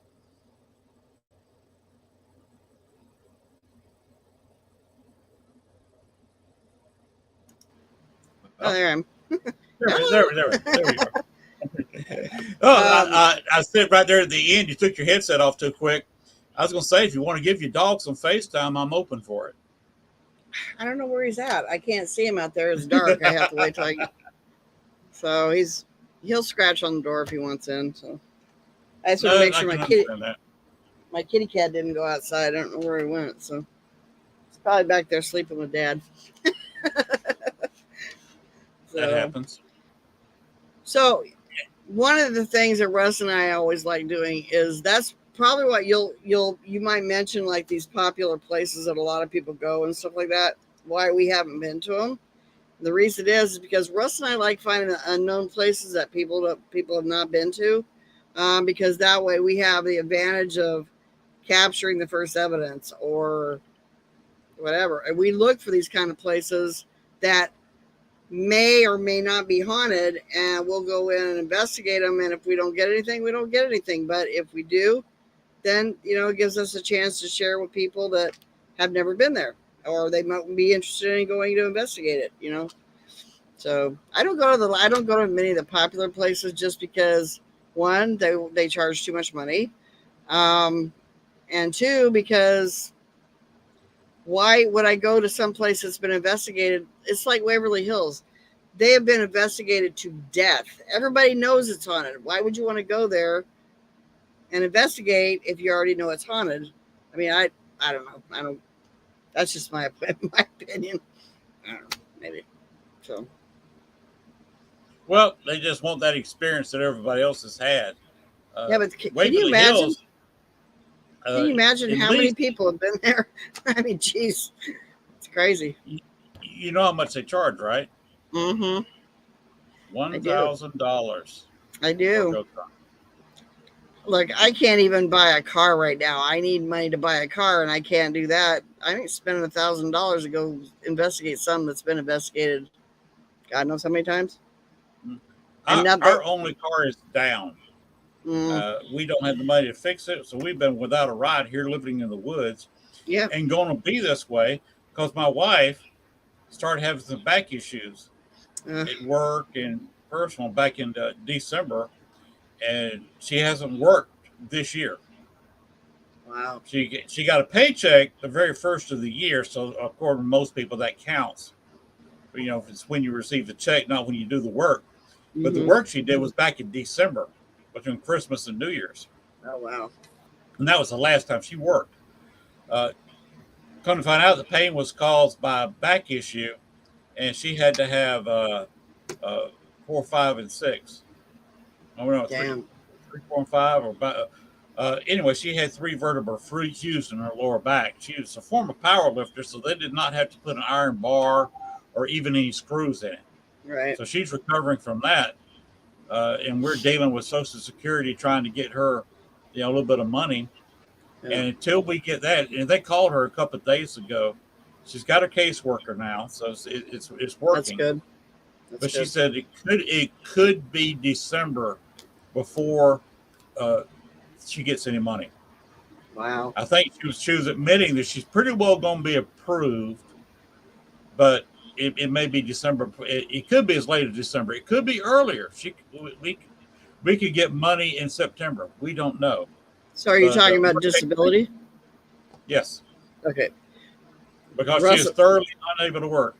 right. Russ is on disability as well because he had 2 back surgeries from getting hurt on the job, and then in 2011, he got in a bad car wreck and fractured discs in his neck and in the middle of his back and his lower Wow. back, and so he has this one disc that looks like a wedge, you know. And so the farther he goes along, the doctor said, "Well, I give you about 10 years, and you're probably going to be in a wheelchair." Well, he doesn't accept that, so he just keeps going, and he's in pain half the time. But and then 2 years ago, he had a heart attack. So it's hard getting older, and it's really hard if you got to live like on Social Security and disability, because he's got disability. I'm on Social Security. I retired because I retired early, so I only get half of what I would normally get. Right. So which I think is crazy. I don't know why they do that. If you want to retire, let you retire for heaven's sakes. But that's the government. So They make you work 2 or 3 years to get quite a bit of extra money. right, exactly. So Because I got stuck the same way because of I had the knee replaced on the right side, so I wasn't working anywhere in Chicago. Couldn't get any Social Security up there. Applied for it the first time within a month or 2 of getting our permanent address here, mm-hmm. and they X-rayed it. So my left knee had next to no cartilage in it. Ooh, ouch. But the guy who made the X-ray did me a huge favor and caught a little bit of the right knee, enough of it to show that was not a natural knee. That was a replacement. Oh wow. So Okay. he said you're going to get this amount of money. You can't work. No. And we got approved very quickly, and I got the 62 retiree amount that like you're talking about. I got about Mm-hmm. half at most 2/3. Mm-hmm. So I started getting that at age 60, and then at 62 you got to file and return early. You don't get any money, but you got to file all the paperwork, so you officially retire early at 62. Right. And then, of course, at 65, I had to go back in and reapply for all the insurances because they want to put you on Medicare. Right. So I know what you're going through because I've been through it. Now I'm set, and time I get set for 6 months, the wife, Gail, has troubles, and now she's got to go through it at the same age I did, Yep. filing for Social Security disability at 60.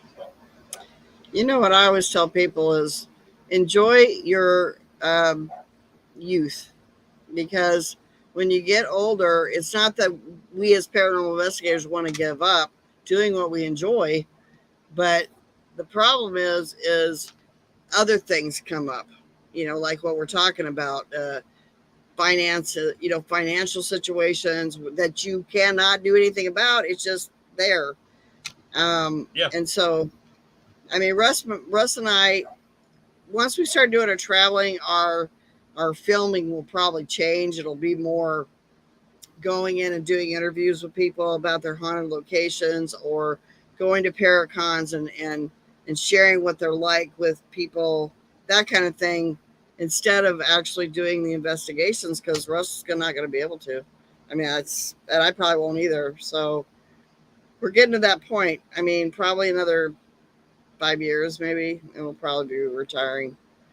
But I want to get as much as I know out about what we know, and like we have these shows, but I don't know how many people you have watching on your shows, but it's hard to get people to watch when it's too old people, Right. Yeah, you know what I'm talking about. I mean, they don't want to hear, what we know, because they think they know it all already. So, yeah, That's why I'm on so late. yeah, For East Coast, I had to move the show up because, and thank goodness WLFE allows me to do this, mm-hmm. because apparently I'm one of their more watched shows. But and I'm also independent. I don't count on them doing something for me every week. I make my own banners. I couldn't make one with you tonight because I just didn't have the time. It's okay. I do mine too. You get on me at the last minute. Yeah, there's a I do. program. What is it? Carvana? It's not Carvana. It's something similar to that word. Canva. You can be the face Canva. There you go. Thank you. I use them. I use the free side. Yeah, I use Pies app. It's pretty cool. I like it a lot. Okay. If you go on my page, you'll see my banners and stuff. They're all made in Pies app. I really enjoy it. And I'm always doing my book. I do my own book covers, like if I do books. Yeah. Send me a link to that. When you got the time, if you're on there, just put it on the Facebook Messenger. Yeah. I know what the young people don't like us boomers on Facebook Messenger, because we're virtually taking over Facebook. Yeah. And that's why they're going other places. They don't want to be around old people. I mean, well, I'll feel the same way. If I was 15, 16 years old and I was on a social media platform, when your parents send you a friend request, it's time to change platforms. Well, that's because we always tell them to grow up. No, that's it. Yeah. Anyway, or make a comment, kind of like, oh, thank you. Mm-hmm. Kind of like we did earlier. Youth is wasted on the young. It is. Because you and I can do wonders and thunders with our brain in a 16-year-old body. Oh, yeah. I think, well, see, I went through this whole paranormal kind of thing before I even knew what the paranormal was when I met Russ. I had been dealing with spirits all my life, so it wasn't a big deal to me. It was just like I had to do it kind of in a different way, because we wanted to kind of prove that there was an afterlife, that kind of thing. But as far as spirits go, I was already into it, so it just seemed natural to me. It wasn't like I was coming into it as a new person, like a lot of people are. I already knew what I was doing. I mean, but of course, I didn't know everything, but I had been around enough spirits to know some things, and that got me a basis to start on. But if you don't know anything about the paranormal, and you're only watching the TV shows to get your information, go to the library, read a book, go look up Hans Holzer's book, Ghosts. He gives you the basics right there, how to do this. Mm-hmm.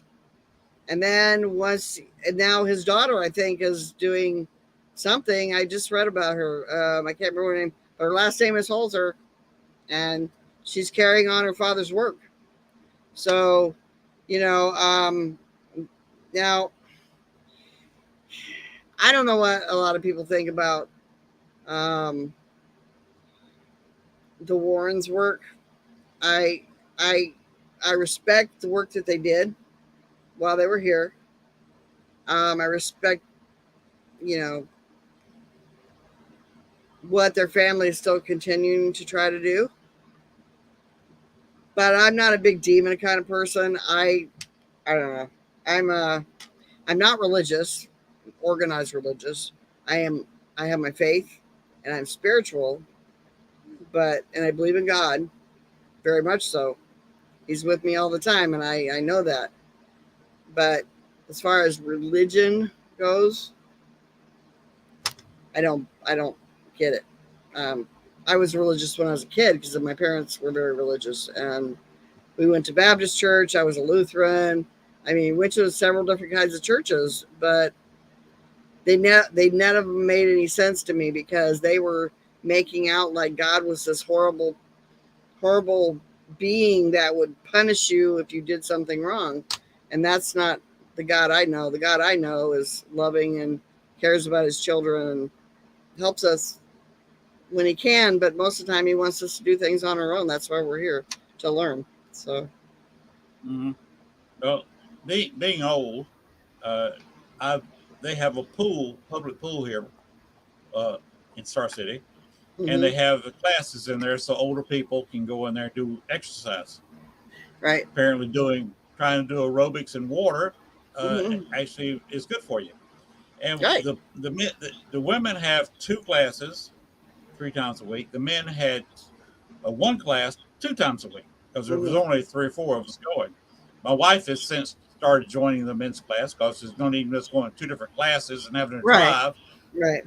one way 10 miles to the pool uh, on the same day, but at 2 different times, and that's Right. ridiculous. So they said, "Hey, if it's all right with the guys, it's all right with the city." And the guy said, "Of course, your wife can come in anytime she wants to. She's a nice person." They all knew her. Right. But one guy down there, he was taking a class on Bible study Mm-hmm. and goes to one of the bigger churches in town. I'm not naming names here.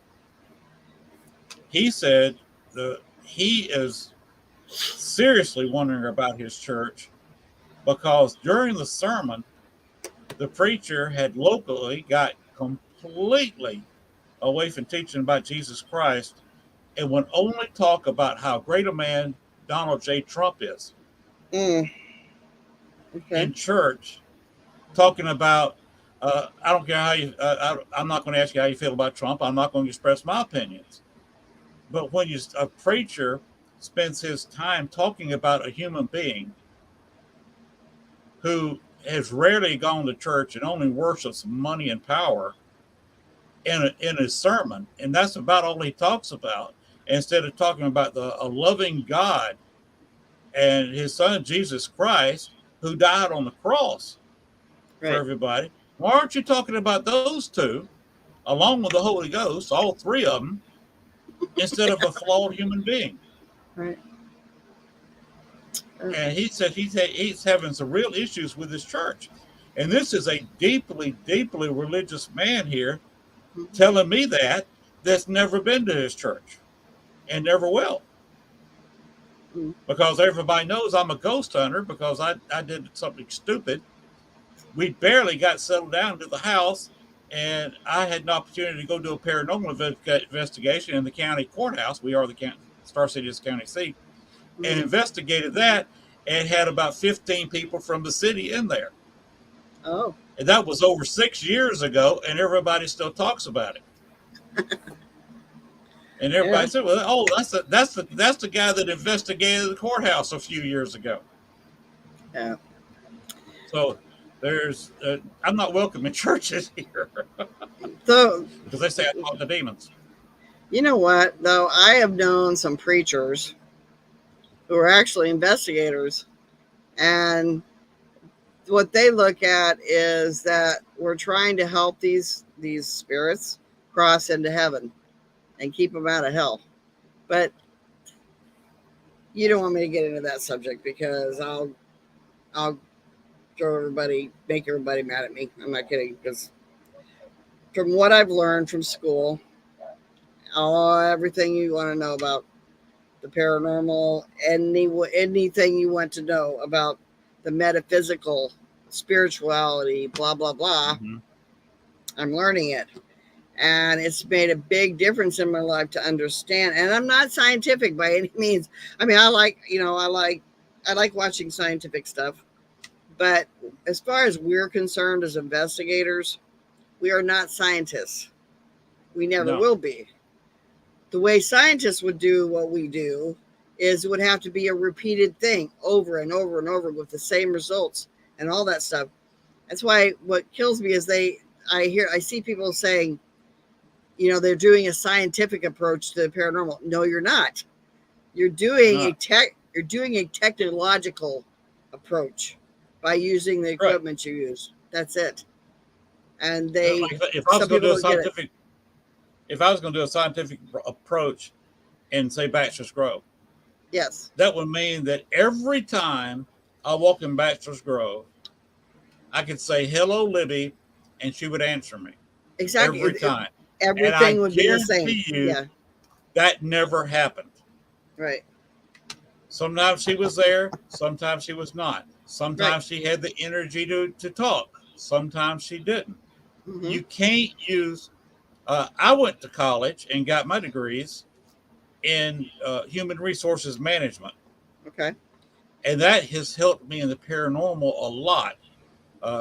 My wife now, her degree is in research, where she does what you're talking about, where you can go in there and you mix this chemical A with chemical B, and this reaction happens. Right. And they can walk up to anybody on the planet and they say, okay, if I take chemical A and mix it with chemical B, this happens. And they would say, of course that happens. You mix A and B together. I don't care where you are or who you are. This is going to happen. That's the scientific method. Right. With ghosts, just like dealing with human beings. It's like going into work and expecting to talk to Bob and Robert every day when you first go in, and them say the same thing to you every day. It's not going to happen. You might can get it 2 out of 5 days. Right. One of them comes in grumpy and says some expletives to you instead of good morning. And maybe one of them doesn't show up.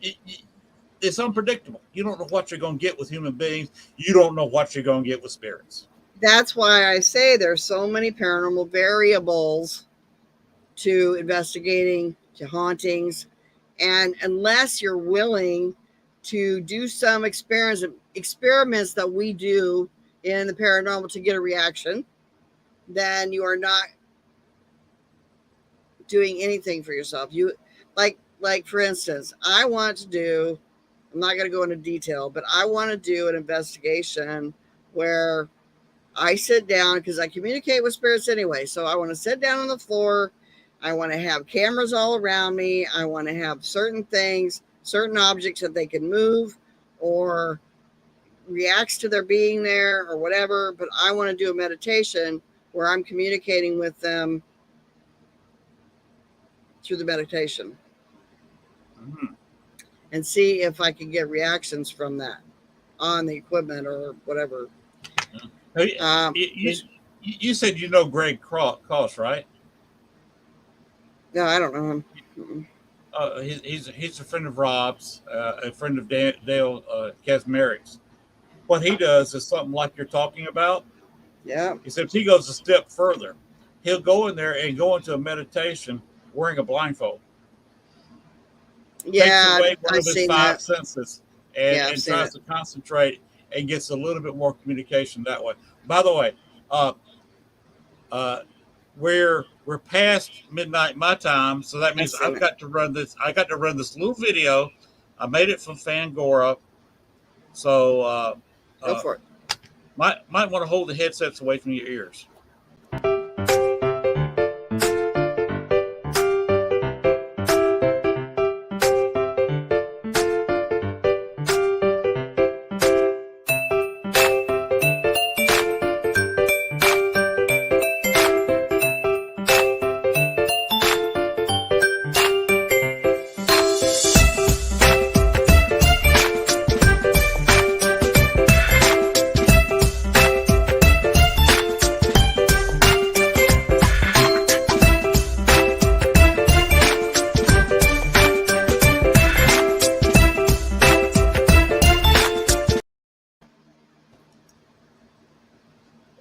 That's how I go into OT.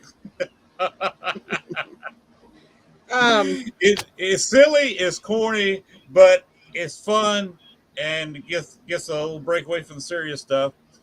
We will go as long as you want to go.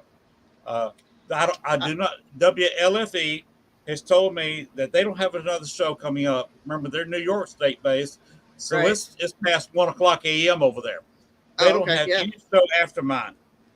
Okay. So basically, I can go as long as I want to.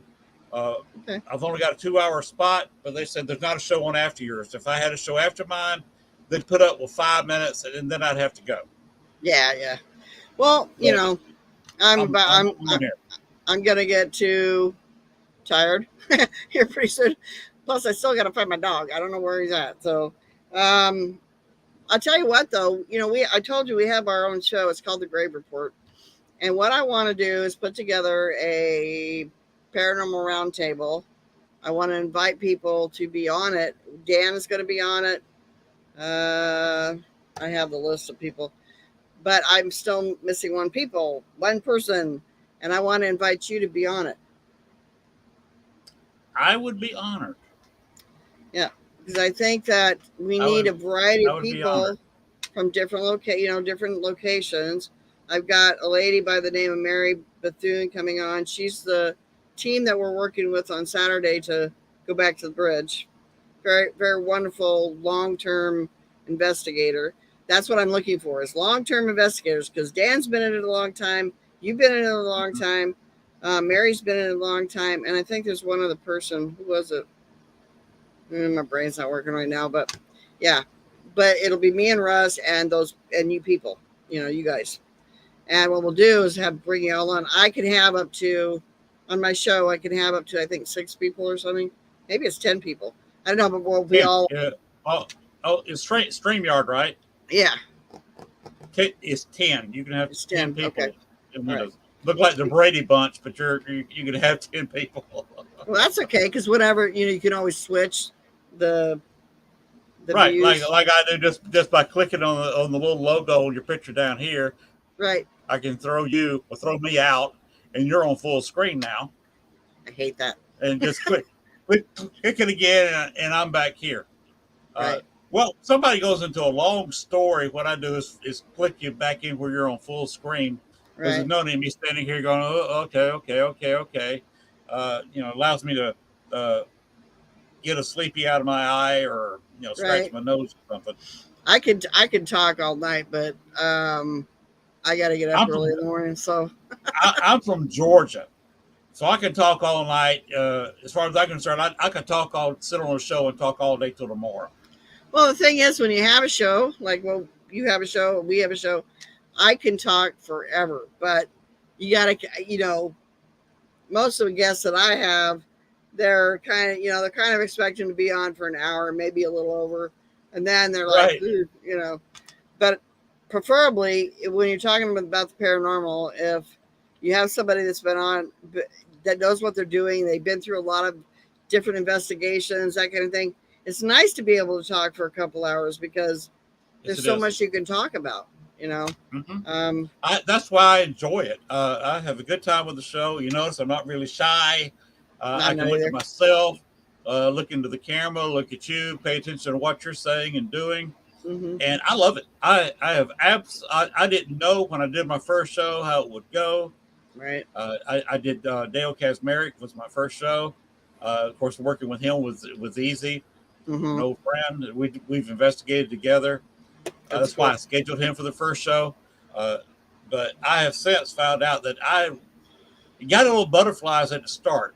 But once that music kicks in and I kick on the live button, it's on, and I'm in my happy place. Yeah, me too. I love talking to people, and that's why it's really nice when you get invited to these because then people get to see you and say, "Who is that? I've never seen that person before," or "I've never heard their work before."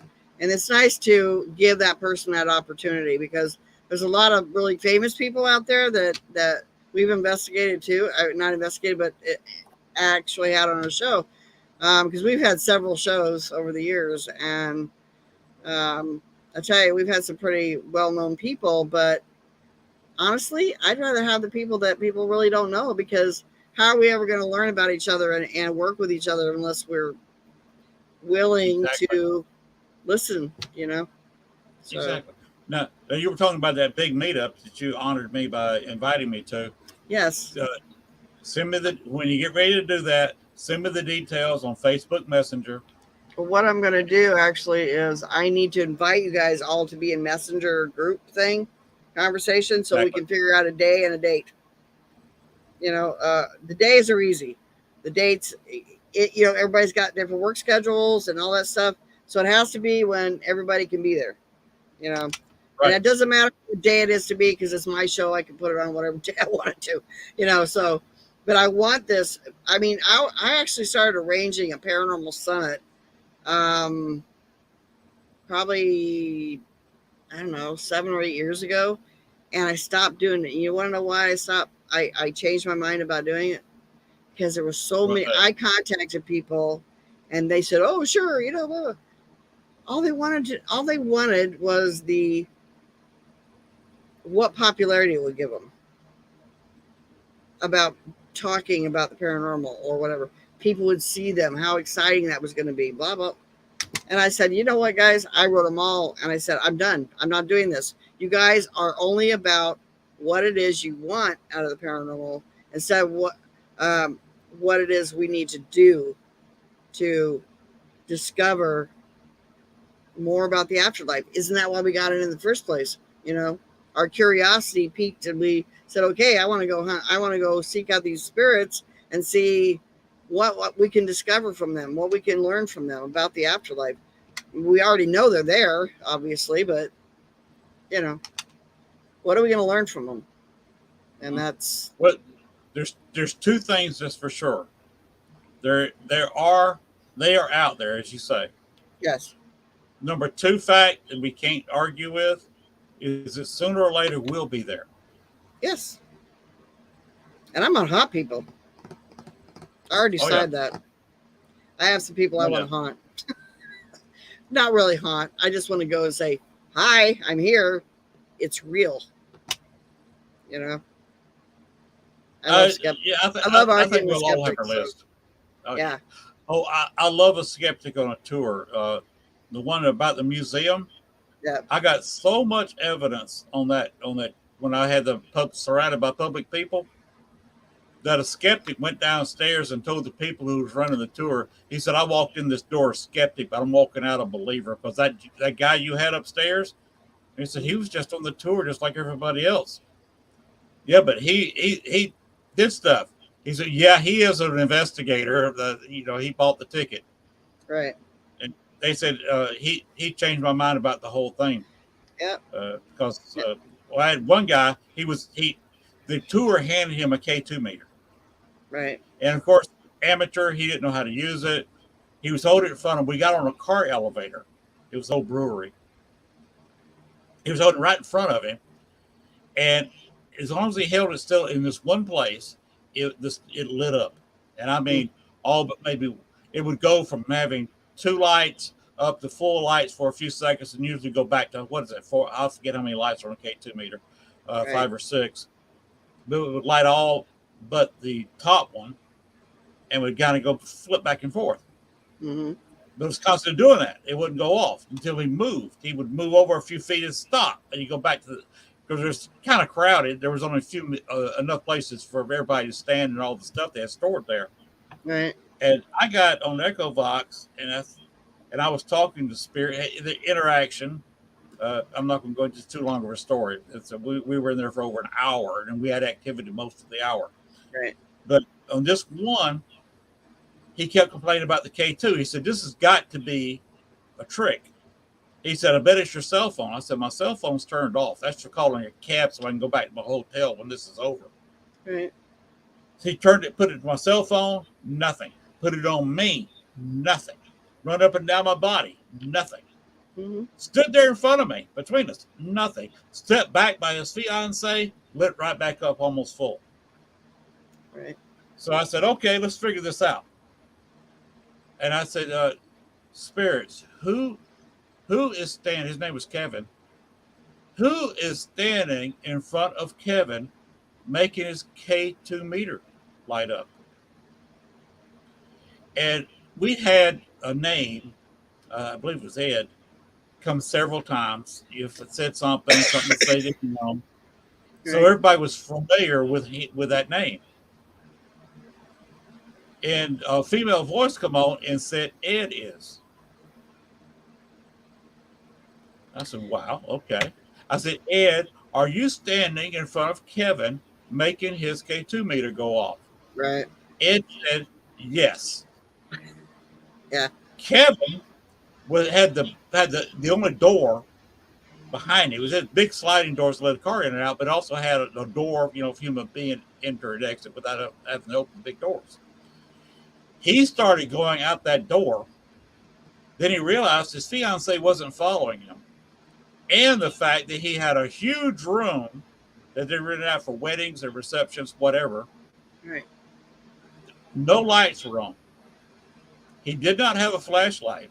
And he was going to have to run through about 30, 40 yards, take a hard right turn, run another 20, 25 yards, and pitch darkness in a strange room where there were some chairs and other things sitting around, hit a stairway that was only lit by the exit light, run down those dark stairs, and hopefully the people who welcomed us into the tour were still downstairs just twiddling their thumbs or whatever. Oh, wow. That's what I just said went through his mind. He decided, I'm going to close the door. I'm not running out there into a dark room. Yeah. See, that's But the thing. The skeptic in the group just said, okay, that's it. I'm a believer. Yeah. We've had so many people come up and say, oh, how can you guys do this? It's not real, blah, blah, blah, blah, And Russ and I'll say, I'll tell you what, you don't believe in what we do. Why don't you come on an investigation with us and then make up your mind? Choose what you want, Exactly. whatever. Exactly. And so, most of the answers were, oh, I can't do that. Well, why not? Exactly. And I said, we usually say, well, why not? And they say, well, I'm working that next day, or I can't because I have this and this, whatever. And we're like, oh, okay. It's not because you're scared, right? No, I'm not scared. There's nothing to be scared of, right? No. Okay. I've invited, when I was in Chicago, I'd invited him out to Bachelor's Grove. I said, I'll take it to Bachelor's Grove. I said, the odds are there's about a 40% chance we'll get something. Mm-hmm. But there's a 60% chance we won't get a thing. Right. He said, but you can come down there and you can at least see what I do to try. Mm-hmm. I said, I can't guarantee anything. No, right. And I got the same response as you just said. I'm not going to repeat them. No, I can't do that. One skeptic at Ethel's party had a group wanted to come in there, and the bar opened up to groups that just want to give them a little bit of money. And what they do, they'd get enough money to pay the bartender to be there, and she'd serve us free Coke all night long. Not a bad deal. For the money, everybody picked up, I think it was $20 or $25 each. They got they could order pizza from a pizza place just 3 or 4 doors down and across the street. Good pizza. So I'd say, get your orders up, get your money up. We'll go get pizzas for everybody. And they, the people there would pay for them, but I mean, the bartender would send somebody to go get them. Usually me, since I was a tour guide. Turn everybody loose and say, okay, I go get pizzas for everybody. And it was a good time. I mean, a haunted location for about $25. Yeah. Free Coke all night long. And then if you wanted alcohol drinks at 5 o'clock in the morning when we stopped, she would sell you alcoholic drinks 5 o'clock in the morning. Right. And if you wasn't driving, have at it. But she had you've seen these, they don't even sell them anymore. The cheap ghost meters look like a cell phone meter, except they didn't have the attachment to it and was see-through. Mm-hmm. You could buy them for $10 several years ago. She had one of those, and it was a couple of days before Halloween, and they had a Halloween thing on the little stage with a skeleton in it, plastic skeleton. Right. Dressed up as a Halloween decoration. So it was cool as hell, and fantastic to do as a trigger object during a paranormal investigation. She had that meter on the skeleton, and it started blinking and wouldn't stop. Right. No matter what she said, it wouldn't stop, and she couldn't get any rhyme or reason. And the skeptic finally come up in there and pointed to it, just a few feet from it, and said, "If you can sit there and make that ghost meter, because that's what it was called, Mm-hmm. stop flashing on command, and then get it back started on command, I'll be a believer in anything you say as far as ghosts goes." Wow. So he turned around, started going to the bar. Mm-hmm. He had a Coke sitting. He was just sitting at the bar stool at the bar, watching everything. And the lady she was the head of the team said, "Spirits, please step away from my meter. Don't trigger the meter. Let it go quiet Right. and make it stop flashing." Within seconds, it stopped flashing. It's been flashing about 30 to 40 minutes nonstop now. On command, within a couple of seconds, it went off. And Yeah. he called her name. The guy hadn't even gotten to the bar yet. He said it stopped flashing. Yeah, okay. Got to his seat, took a sip of his Coke, and said, "Spirits, play with the meter as you will. Turn it back on." Within a couple of seconds, it popped back on just like it'd been doing for the last 30, 40 minutes. I love proving things like that. You know, the crazy people always believe that ghosts are stuck inside buildings. Why they believe that, I don't know. But recently, a couple years ago, in a row, and during Halloween time, Russ and I did street investigations to prove to people that ghosts are not just necessarily located inside buildings, that they're also on the streets. So what we did was we took people and we investigated concrete. It's not a real long main street. It's, not very big at all, but we took them down the street and we got EVPs, we got dowsing rod session interaction, we got some photos that were different, that were weird, videos that were really cool. And so we were like, and people were like coming that didn't really, they said, "Well, why are we doing a street investigation? Should we be inside a building?" I said, "Well, let's see what happens while we're on the street." And people were getting all kinds of interactions. They were seeing things that I knew where all these buildings in concrete are haunted. So every single one, through the windows, you could see something, a shadow person or a light coming on that shouldn't be on, that kind of thing. And so this year we're doing a different town. We're going to be doing a place called, I stepped on something, a place called Cedar Woolley. It's down about 20 minutes away from where we live, but it's got a lot more buildings, a lot more initial pioneer kind of history, all that. And so we're going to take people and do the same thing, street investigations, and charge them $15 a piece and see how we do. I just guarantee that there's activity. I mean, you got to understand that the area we live in is kind of depressed, so you can't charge too much.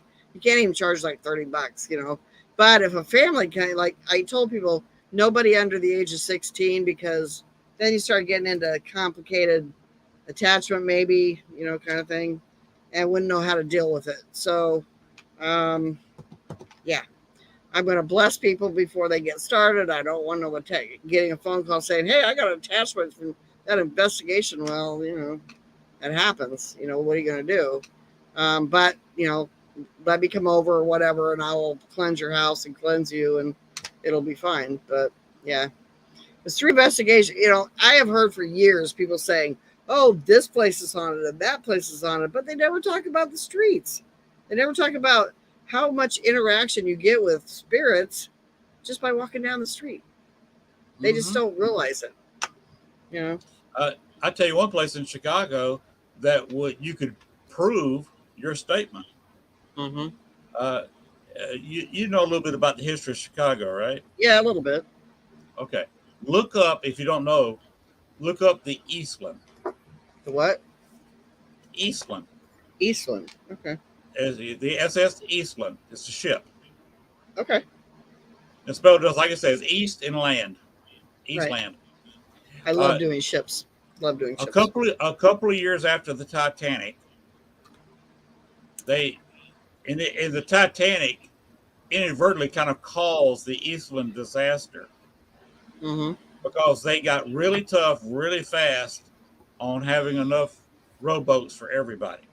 Right. The Eastland was a lake steamer on Lake Michigan. Mm-hmm. It had a little flaw.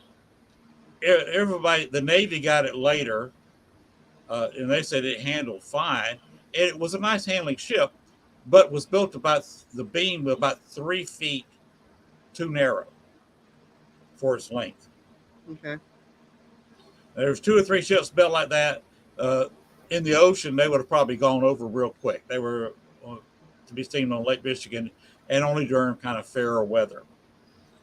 But when they put the extra rowboats on them because of the Titanic, the only place they could put them was on the top deck. Right. And the Eastland had another issue. Every disaster, you got 4 or 5 issues. You don't have one issue is going to crash a plane. One Mm-hmm. issue is not going to sink a ship. We have too many safeguards for that. Right. It takes 4 or 5 issues, and that sinks your ship. That crashes your plane. Right. The second issue, they had 2 ballast pumps. One of them wasn't working. It was taken apart to be rebuilt. So they only had 1 bilge pump working. And if you know anything about ships, a ship is required to have, we're not talking about a couple of buckets. We're talking about several tons of water in the keel. The very bottom part of the ship has got keel tanks.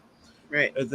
You pump water in those, and that's why you see the little pipe running water out the side of a ship, Mm-hmm. because you're constantly pumping water in and out of here, depending on the balance of the boat, ship, whatever you're talking about.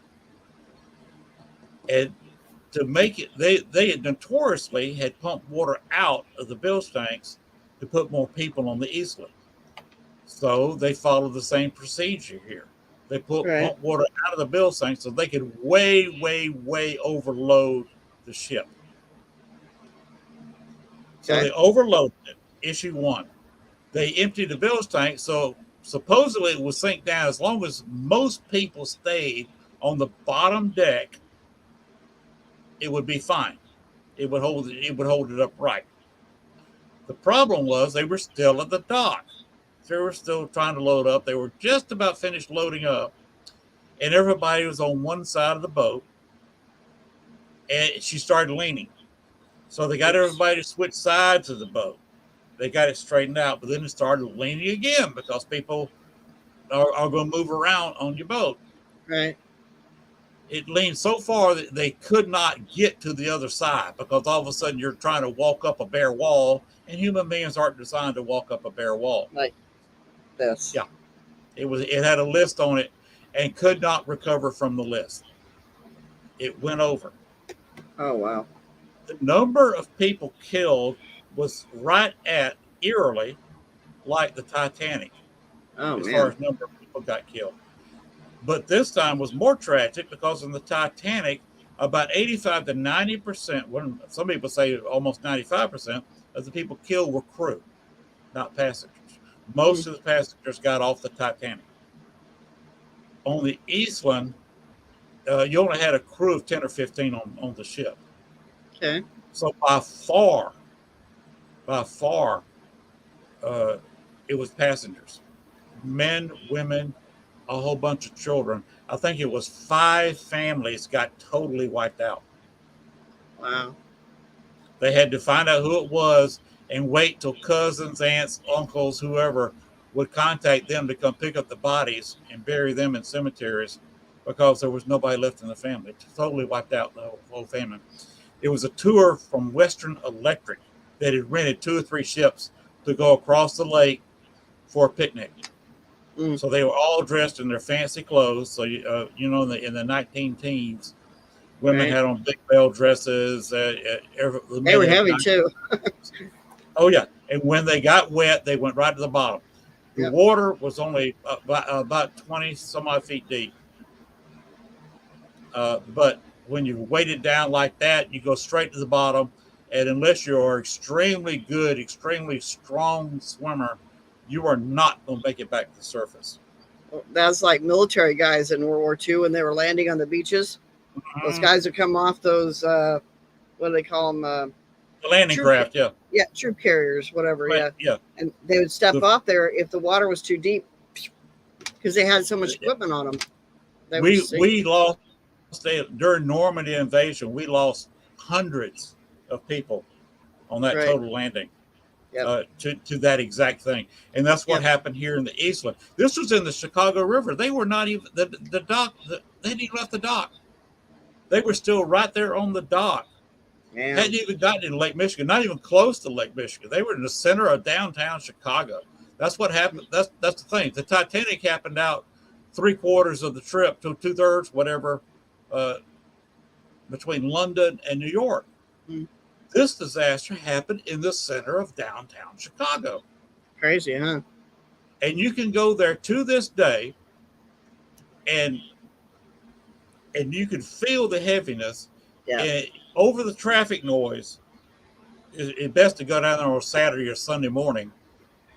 You can hear screams, you can contact some people, you can hear voices about that panic time. And by the way, this is across the river from where Oprah, now she has since sold it, but this is where her studio used to be. Oh. When people went down there to get all their free cars, you got a car, you got a car, you got a car, that was held in her studios right across the street from the Eastland. And Oprah would not let any paranormal investigator in there. People tried. But she admitted this place is haunted and I don't come in here alone at night. I don't blame her. Have you ever heard of the USS Hornet? The aircraft carrier? Yeah, it had a bad fire on it, I believe, wasn't it? Yeah, or something. I don't know. But it was the aircraft carrier that used to go pick up the Apollo mission Right. things. Okay. I think it was mostly Mercury and Gemini. Right. Back in the 60s. It's in, oh my God, it's in California. It's off Alameda, California. And we went on that ship. Alameda, I believe. Alameda, yeah. And we went, Russ and I and a couple friends went on there. And we're just touring the boat, actually just kind of touring the boat. Of course, being investigators, we always have our equipment, our little equipment. Of course. And so Russ was he was away from me. He had walked away. He was using the camcorder to just kind of film, the inside. There's only certain levels that allow you to walk around on. Right. Because the lower levels are kind of dangerous, I guess, because it's dark and, there's a lot of pipes and stuff down there. But Russ is walking around and he goes down this one hall. And if you look at the video, there is no speakers above his head or anywhere around his head. But all of a sudden, this, excuse me, this song starts playing. And it's like from the 1940s, Andrews Sisters kind of, what was that? I'm trying to think of one of the songs that they sang, Boys in Company B or something like that. And the Boogie Woogie Bugle Boys from Company B. That's a mouthful. Yeah, well, I actually got that out this late at night. it was like that kind of music, and it started playing, and Russ didn't even hear it because I know him. If he would have heard that, he would have said, "Oh wow, where's that song coming from?" He didn't even hear it until we played it back, and he was watching it too, and he goes, "I swear to you, that song was not playing when I was walking around down there." And then he was getting EVPs in the bunk areas, and it was crazy haunted. We were getting thank you for coming. We were getting I wish stay here and talk to us, that kind of thing. It was pretty cool. If you ever get a chance to go out there. Yeah, it's Study the haunted. history of the hornet. It's had a bad history.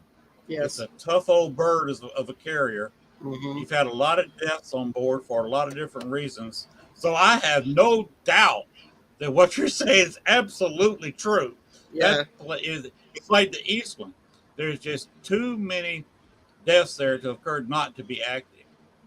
Well, yeah, and Now another, that yeah. we went to while we were in California that year. We went to the Winchester House. Very cool Ah, place, by the way. We didn't get to. We took the flashlight. No, yeah, we took the flashlight tour, but they wouldn't let you really take any photos and stuff because of all the antiques in there, which is the dumbest thing I've ever heard. But now they let people sleep there. It's like a bed and breakfast kind of thing going on. That that is a that that would be creepy fun. place. That is a very creepy Can, place. can you imagine your husband and my wife getting there as two couples, spending the night in that place? You know, you and I'd be up all night. Our spouses would be out cold, kind of like they both are now. I think you said your husband went to bed sleeping with the cat. My wife is probably back in the back sleeping with our ghost cat. Right. Oh, you have a We have a ghost. ghost cat here. Yes, we do. Yeah, we had a ghost dog in our house. It was ours. Um, he had, she, or actually she, her name was Shiloh, and she got jaw cancer, and it's what they call Oh, rubber. It's what they call rubber jaw or something. That's what the vet said. Anyway, and she just it got her bad, and so we had her put down because I didn't want to see her suffer. She was just having a hell of a time, and so we had her put down. And that night, Russ was sitting in his recliner like I always did, and Shiloh used to bump the chair when she'd go around the back of the chair and lay down behind the chair. And that night, he was sitting there, and the chair kind of bumped, and he saw her sitting right next to him, and he said it was so real that he went to reach out and touch her. And I remember that, and I said, "What are you doing?" He goes, "I swear I just saw Shiloh. She was right here." And I said, "Of course, she was mm-hmm. coming just to tell us goodbye. She went across that Rainbow Bridge, and she's over there running into the fields and whatever else, so yeah, yeah, Ours cool stuff. was her idea. Heaven was here, Mm-hmm. and uh, she's still here, and probably will always be here. Sure. Until you go, or your wife goes, because then she'll go with Mm-hmm.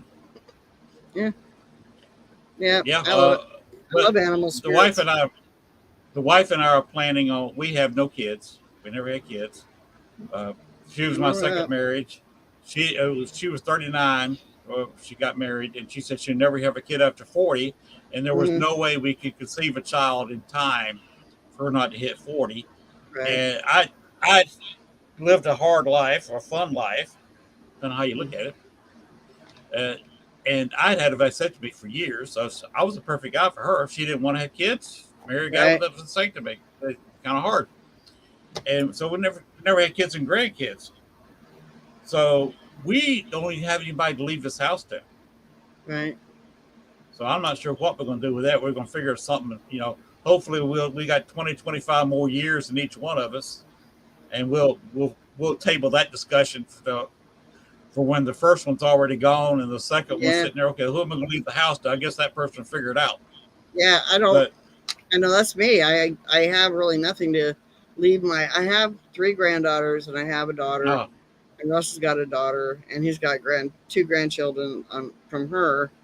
But the only problem is none of them are talking to us, and that's because they got together and started developing these nasty little lies about us, and that weren't true, of course. And wow, now we have nobody to leave anything to anyway. So wow. yeah. I've heard horror stories like that time after time. Mm-hmm. So Gail and I just say we don't have that big a disadvantage. The only disadvantage I've got is I've got to cut the grass myself. And if I had a 15-year-old kid, he'd cut the grass. Maybe. Yeah, Russ I cuts guess with grass. a lot of still. yelling. Yeah.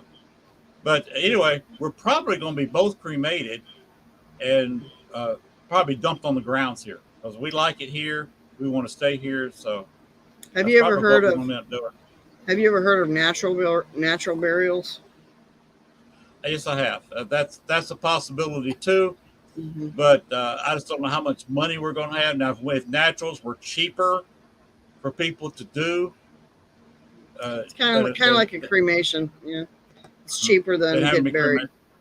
cremated. Yeah. Plus, we'd have to go buy a plot. We have to buy the funeral. Nobody's going to be at our funerals. We've only got a That's it couple there, of friends in this town. Uh, so why pay thousands of dollars to a funeral parlor for one person to show up? right? Uh, just get cremated and have the attorney or whoever gets the house to spread our ashes back there, and we'll watch whoever takes over the house. If they spread our ashes back, we'll watch their back. There you go. You know, Hey, you left the gas on the stove on. Cut it off before you have blow you the place up. have you ever? People thought I was crazy because I said, "Have you ever investigated a natural cemetery, natural burial cemetery?" And they said, "Natural burial cemetery? What is that?" You know, if you go on my Facebook, on our YouTube channel, the American Ghost Hunters, SJ and Russ, you go on that. Yeah, it's one of those links there. And if you go on there, you'll see a video. I think there's a video on there about a place we went that they have a natural burial area. It's amazing. They grow trees from you. I mean, it's pretty cool. Oh yeah. Yeah. That actually came from a lot of people started hearing about that, learning about it, uh, reading the Doom books, not the movies. They didn't cover it, but if you remember if you've ever read the Doom books, Yeah. uh, I you, think I you know have. who the Bene, you know who the Bene Gesserit are in that book. They Yeah. are they call it. Some people call them witches because they could manipulate your mind, but they train their bodies in extreme martial arts. Talking about a girl with they weren't massive, but they were like gymnasts. You could tell they had muscles, but Hmm. they're 5'8" and 115 pounds, and they could manipulate their hands in such a way. Hmm. But that's how they got buried. They were in touch with nature, which is again going back to why they were called witches. And what they do, they dig a hole, put the body in upright where there was feet first. Okay. They wouldn't build a long body to lay the person down. They'd bury the person upright, cover it with dirt up to over the head, and then plant a small tree on top of the spot, and then put a marker there that this tree is where this person is buried. Hmm. And instead of having a stone gravestone there, you would simply have a marker. This is so and so's tree. Right. Well, the one up here in Bellingham, if you want, you can go. You can look up the video. But what it is they take you. You're wrapped in a cloth, like a white cloth. You have flower. They put flowers on you and stuff, and they wheel you out there on a cart, and the family's there and whatever, and then they bury you, and then um, I think you're just laid like normal, but they put a rock, uh, like a big rock, where you're buried, and your name and your dates and all that around that rock, and then there's a tree plant, like you said, there's a tree planted or something. I don't know how they do it. There's different ways that they do it now. They put you in a seed pod, and your body disintegrates, obviously, and then those chemicals and minerals in your body goes up and sprouts that tree, and it grows. Right. Yeah. So you're basically part of the tree. The title on the video is "Are They Growing Haunted Forests?" I mean, because we went out there. Think about it. I mean, we went out there and we were doing EVP sessions, and we were getting a lot.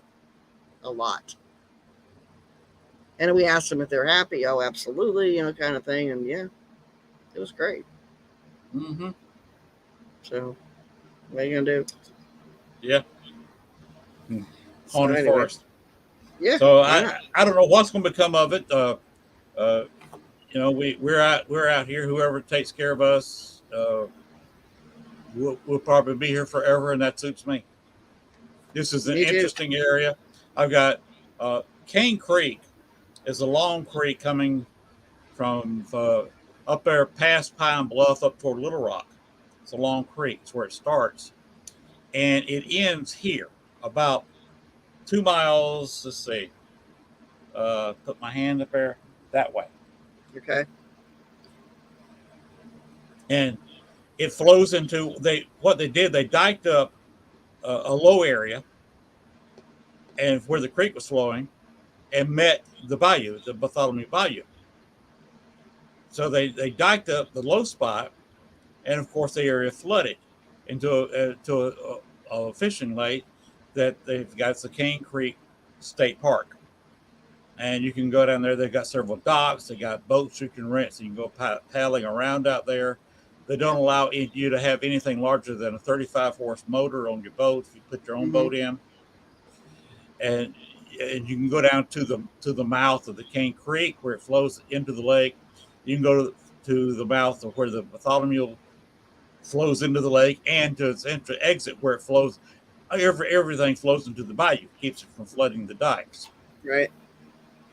But that Cane Creek was used as a highway by the Native Americans and was actually used as trading by the early French explorers of the area, along with the bayou.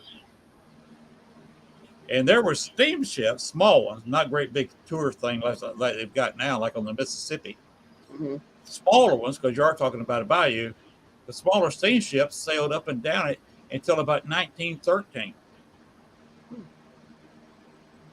So I live in a very interesting area where 110, 120 years ago, I had steamships coming within a half mile of the house. And if you go back 200 or 300 years, talking about an extensive area right here in the middle of the Mississippian culture, where they were doing all kinds of trade before white men got here. Right. Very interesting area. I've also got mounds, Indian mounds. There's 2 sets of mounds here in Arkansas, and 2 or 3 more down in Louisiana, including Poverty Point. If you want to delve into the history, read Poverty Point. I'm going to do some reading on the internet. It's plenty of it. It's spelled just like poverty, of being poor, but it was just the name of there was a huge, back in the slave days, plantation there, and they called it Poverty Point. They don't know what the Native Americans called it because they've been dead and gone so long. They apparently did not have much of a written language because they had never found any evidence of written language. But they built a huge mound that you can today. They built steps up. You can go stand on top of the mound and investigate the whole place. And they had what looked like a map of the area. They had kind of hills, and I'm talking about hill just a foot or two high, that looked like, were built in a semicircle. It looked like a Roman Colosseum amphitheater. Because, the Colosseum was nothing but 2 amphitheaters put together. Right. All their stadiums were just two amphitheaters smacked together. It looks like an amphitheater. The theory is that these people who had never built a place to live built these places to live in. They were awful close together. And why do you make your dwellings in a semicircle? Well, where if you spit out one of your windows, you're going to hit your neighbor in the face while he's eating dinner. Another theory, a guy came up and was trying to prove this, that and link it with about 150, 160 tons of copper, which is the richest, most pure copper ore in the world, is up around Lake Superior. Well, it's now Lake Superior. Back then, all the 5 of the Great Lakes were one lake. They had a name. They have a name for it during that time, but it was all one lake. And you could, and the Mississippi, instead of having to go up the Illinois and go through a short canal, they had to dig in there about 3-4 mile long canal to get to Lake Michigan. Flowed right into that big lake. And there was a So- group of people, the Shut up. Minoans from Crete, Tommy, stop. 2,500 years ago. His theory sailed across the Atlantic, it met the Mississippi, and said, "This is a great river," Mm-hmm. and noticed that some of the Native Americans had copper ornamentation.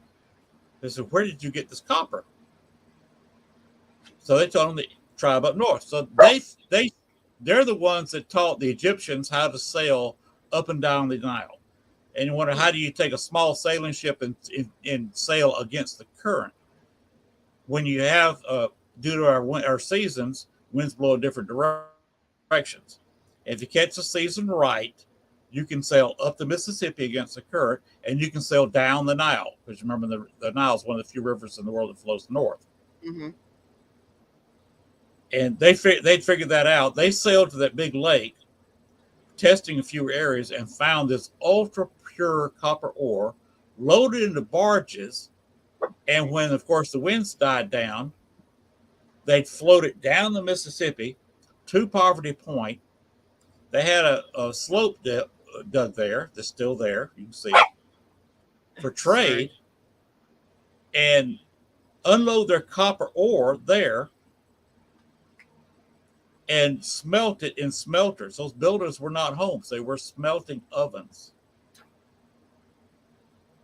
I've seen those kind of things. We have them here. But The other different. reason this guy come up with this theory is because they found, separate from him, this is somebody else that did this. They found a ship off the Egypt in the Mediterranean. Stop. Goodness, he just wants to talk on air. No, probably hears something outside.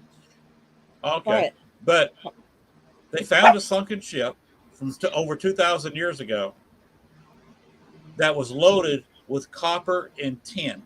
Oh, nice. And if you remember I don't know if you ever took metallurgy in school or not, but you know what happens when you melt copper and tin and mix together at a 4-to-1 ratio? It's not a mixed drink. It's bronze. Oh, okay. It's bronze. All right. That makes sense. That's how you make bronze. To make brass, you mix it with zinc. Okay. You mix copper with tin, you come up with bronze. Hmm. Got to be careful, 4-to-1 ratio. Right. And they found this ship loaded with big ingots, tons of ingots of tin and copper. They traced the copper metallurgically, through chemical means, Mm-hmm. and they found out that this was so pure that it could only come from one place on the entire planet Earth, and that's Lake Superior. Oh, wow. How did a ship who had been tested to have been sitting on the bottom of the Eastern Mediterranean off the coast of the Israel-Syria area have 2 or 3 tons of ingots, because it was already been processed into ingots, of Lake Superior copper? I don't How was know. that even possible? That would be weird. And that's his own theory, that Poverty Point was somebody where the Cretes had sailed over and were getting copper, North American copper, over about 2,500 years ago, Mm-hmm. and creating the Bronze Age. Okay.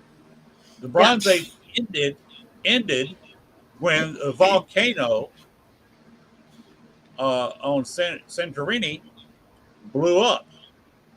First, it erupted and killed most of the people on that island, and then exploded a day or two later, creating probably 100-foot, anywhere from 70 to 100-foot tidal wave that smashed into Crete, flooding up through except the highest areas of Crete, destroying any habitation there. And they can prove this by studying where the waterline was. And they eliminated the Minoans as a civilization. most of their fleet was destroyed because most people don't think about tidal wave hit an island, that's the end of it. No, it goes all the way around the island. Right. I think the far side got hit with about a 50-foot tidal wave. Any ships out in the ocean or any bays hiding from the volcano would have been destroyed. They still had thousands of people there, but thousands of people does not make a civilization. And all their No. power was gone because their power was naval, and they didn't have a rowboat. Hmm. So the Greeks went over and took over that island and held it for many years until the Nazis took it away from them. Hmm. But there's another name for the Minoans. You can't pick it up. Island Yep. destroyed, underwater. Crete, their other island, destroyed. A lot of it underwater. What You're talking about civilization got put underwater? Atlantis. Atlantis. Mm-hmm. Oh, I believe in Atlantis. I have no doubt. Could Poverty Point be a part of Atlantis? And I'm the only person who's ever investigated as a paranormal investigator. That's cool. Yeah, maybe. That was very cool. Yeah. They've in one of the short mounds, some of the people that own the plantation Poverty Point are buried there, including one of the ladies who was married to the primary owner. And there's 2 graves there, both women, and there's rumored to be 6 graves there. And I was sitting there trying to talk to her, and you know how it is. A spirit's never talked to a paranormal investigator before. It's hard to get them to open up. It takes a bit. Yeah, because a lot of them don't know how quite to speak again. Right. And she didn't. She finally learned how to speak and was finally, okay, this is a human being talking to me. What's going on? And they told me they had a great relationship with the Native Americans, and some of them were watching because I could feel them in the woods. Mm-hmm. Watching from the area. But then, and I got this on record. I had the camera on and had to close to the speaker. And all of a sudden I have a male voice says, "You're standing on my grave." Oh, geez, that's embarrassing. You know? Well, her husband was rumored to be one of the other 4 people that doesn't have a gravestone there. Mm. And what I was doing, I was standing beside her grave. And her husband apparently is buried right beside her. And he come in there clear as a bell. "You are standing on my grave." That is freaky, huh? That's That's cool, cool, I though. apologized and backed off Yeah. immediately. Sure. And nothing else, bad occurred. And he let her do all the talking because I was talking to her. That's the only thing he spoke to me about. I said he didn't like where I was standing. Mm-hmm. Answer me a question. Why is it that investigators seem to think that they have to go to certain kinds of places like old asylums or schools or poorhouses or whatever, and they don't think about all these other cool places like what you were just talking about to even investigate? I don't know, because I love investigating these other places. Me too. Because there's no telling how many people died there. You had the Native Americans that were there for years. If indeed the Minoans came there and did their copper smelting there, that's an incredible amount of activity for a while. Right. Oh, one other thing about the theory of Atlantis, there's an Indian tribe, I forget the name of them right now, that their ancestors lived on the edge of this big lake. Right. They are still the best Native American tribe in math. Really? They start checking out some of the Indian tribes there, and they checked out most of them across North America. Mm-hmm. And there was one group that were head and shoulders over all of the Native American tribes as far as mathematics go. And then they checked their DNA.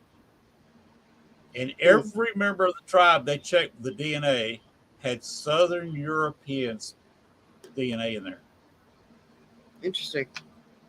So did Crete creek get destroyed and leave a lot of people who were over here in North America that are in charge of their mining operations up around what is now Lake Superior and what is now northeastern Louisiana.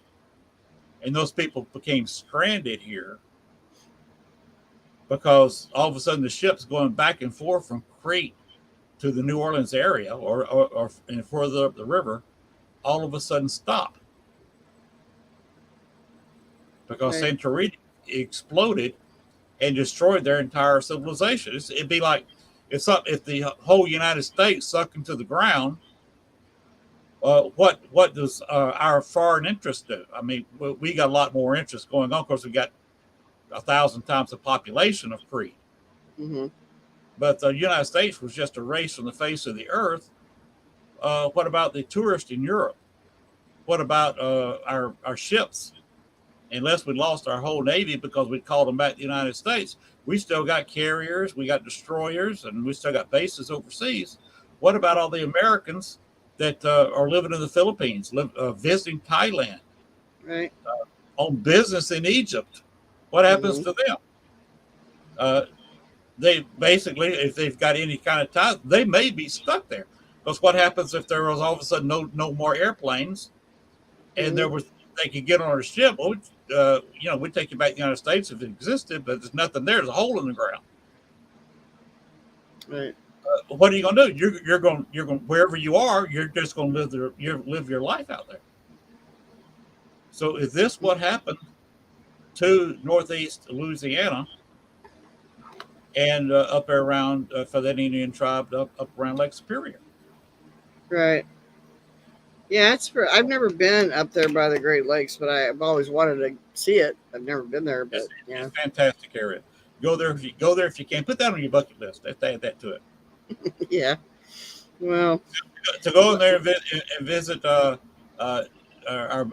good buddies up there and maybe investigate with them mm-hmm. and at least go in there and see some of the Great Lakes and some of Chicago and maybe further up. Right. Yeah, Russ and I like going a lot of places because if you haven't seen it, that's what I understand about some people. They just stay at one place all their life. They never go anywhere else. They don't go out. They don't really vacation. Mm-hmm. They just kind of stay in their life. They don't. Oh my God, that would drive me nuts. I have a friend that called me. Funny you brought that up. A couple of years ago, called me on the phone, asked me if I was still married. He'd gotten a divorce. Mm-hmm. And he was lonely because he was at home by himself and wanted to know if I needed to have some place to go crash or move into. Mm-hmm. Basically, he wanted a roommate. He's got 6 acres in Harris County, Georgia. And he's also got 16 cars that all run. He's kept most of his cars when he was a kid. He only sold 2 or 3 cars, much to his regret, actually. But most of his cars he had in life, he's kept. So basically, I was offered to move into his 3 or 4 bedroom home. He used to work for Pratt Whitney, so he's not rich, but he's got money for a working man. Right. And I would have had to bring a car. All I got to do is bring my luggage, move into one of his bedrooms, and what car do I want to drive? Right. But I don't want to live with a guy I'm happily married, so that kind of that conversation. Right. But he has never his father's family was from Alabama, about 25 miles the other side of the Chattahoochee from Georgia. He lived in that area, Muskogee and Harris County, adjacent counties, all his life. And to my knowledge, he only went on vacation to Florida once. And I know that for a fact because I went with him. He was not married at the time.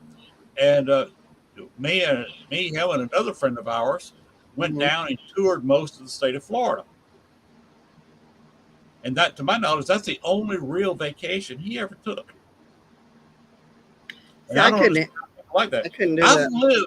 I've lived in Florida a couple of times. I've lived in Alabama. I've lived in Georgia at several different addresses.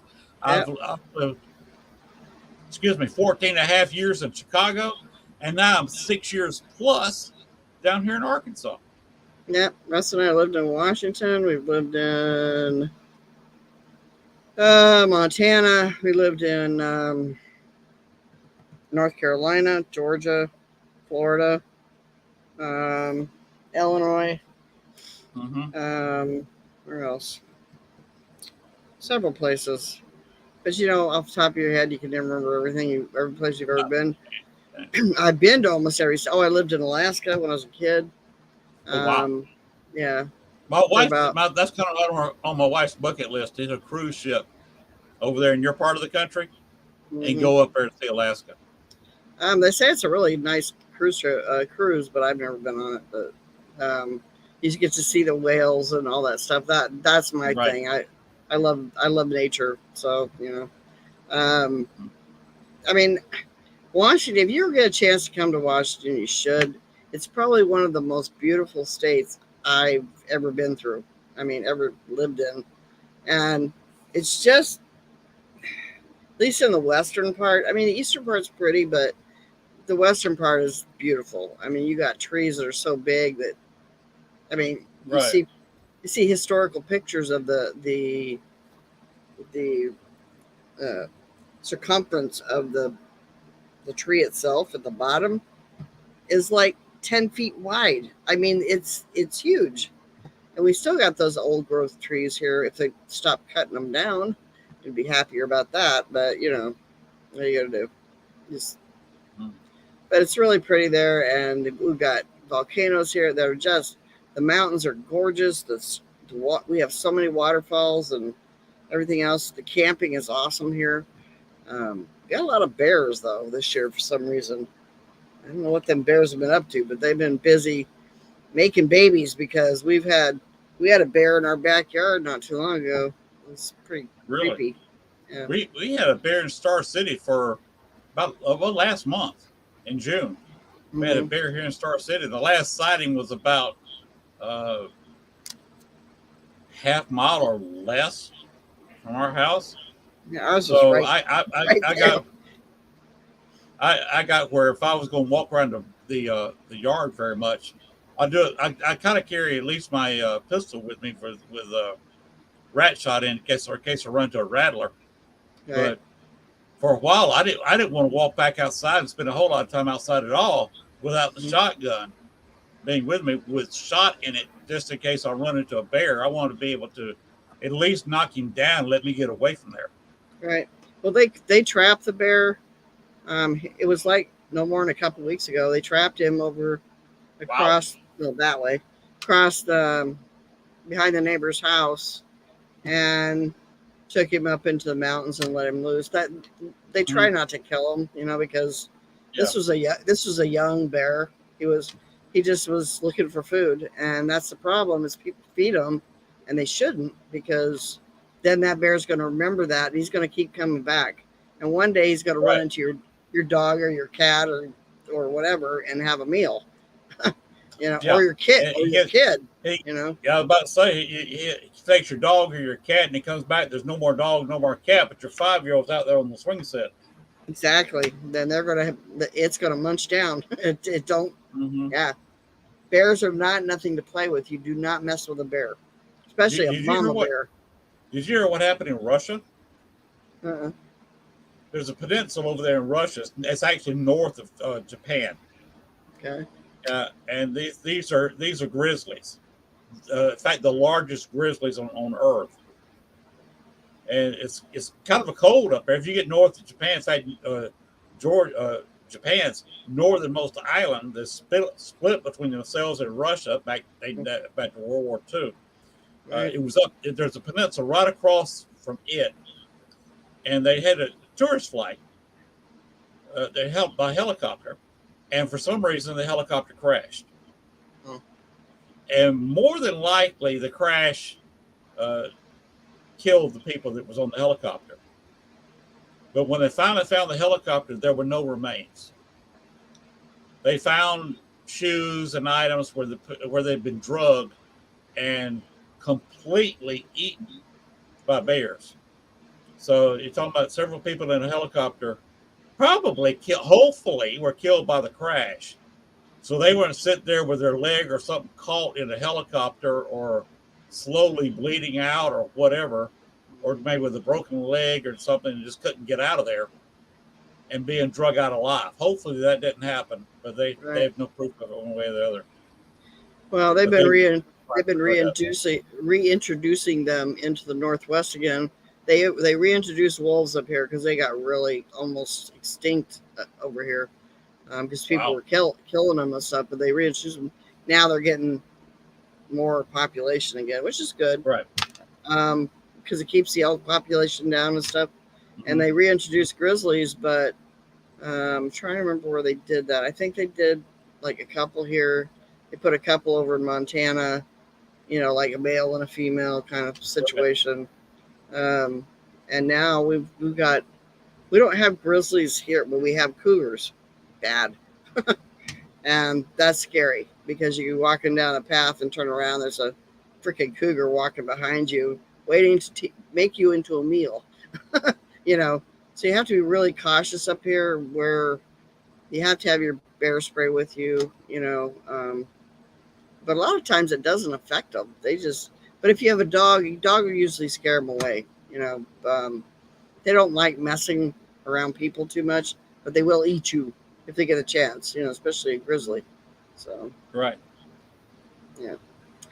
Anyway, but go ahead. On a different subject, remember I was talking about you mix 4-to-1 copper and tin to get bronze, and 4-to-1 copper and zinc to get brass. You remember when you read about Greek mythology, they're talking about the halls, the floors, and the ceilings were all made of gold, mm-hmm. which sounds very fanciful. And of course, to somebody not used to knowing how they pull that little trick, you say, people are wasting gold, which should be the foundation of your currency, mm-hmm. and making a wall out of it. That's easy to do. You just sit there and lay it out in a sheet. It's very thin. You can make a wall, ceiling, with reinforcement. You can't tell if you're walking on, a piece of metal that's almost as thin as a dollar bill, as long as it's got plenty of wood reinforcement or stone reinforcement under it. But it's bronze doesn't look like gold, nowhere near. But if you make your bronze and run it through zinc oxide, liquefied zinc, it turns it to a gold color. So all you got to do is melt down enough liquid zinc to pour over your sheet metal that you're going to do, which is not a whole lot. And just run it over that, wipe it over that with whatever you got, whatever you can move a molten metal around with, scrape it over your bronze, and it turns a beautiful gold color. And that's what they saw when they went down to Crete or Santorini. Of course, that's where the center of Atlantis was supposed to be. And they did actually have hot running water because of the volcano. They had hot springs like we were talking about a couple hours ago. Yeah. And they piped that hot water into the homes and actually had hot running water. I heard about that. Running water in the home. Yep. And then it's like they lost those skills, and then now all of a sudden, back in the 1800s, they didn't have it. It's weird. Yeah, it's kind of weird. Yeah. The Romans come up with a whole bunch of stuff, but so much of that technology got lost, and for almost 1,000 years, progress stopped after the fall of the Roman Empire. Yeah. To drive human technology, you've got to have somebody come in with an empire and advance the technology. Because if you're sitting there, you just got a bunch of scattered villages. Even when you have a child that's mentally gifted and can come up with something, they don't have anybody to talk to. They may not even learn how to write, even though they're extremely intelligent. Nobody teaches them how to write. They can't communicate with the next village. So their intelligence is wasted. Where if they're in an empire and the powers that be realize this kid is smart, next thing you know, they've educated him to the nth degree, and he's a mover and shaker with technology in that empire. Where if he was in a village of 800 people, with the nearest village maybe 3 days walking distance away. What's he going to ever do with that intelligence? Nothing. Right. Well, you know what? I'm getting tired. So, we should probably cut this one off, and then we can always do it again when we have the paranormal roundtable. We'll get into a lot of stuff about. Keep me informed.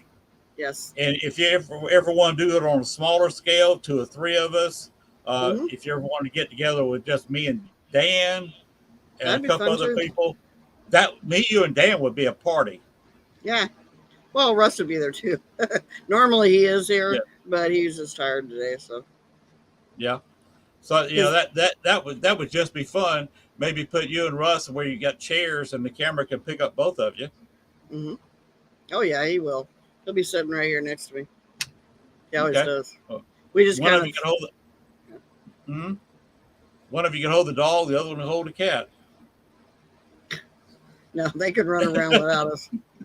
Crazy animals. Well, let me let you go to bed. I had so much fun.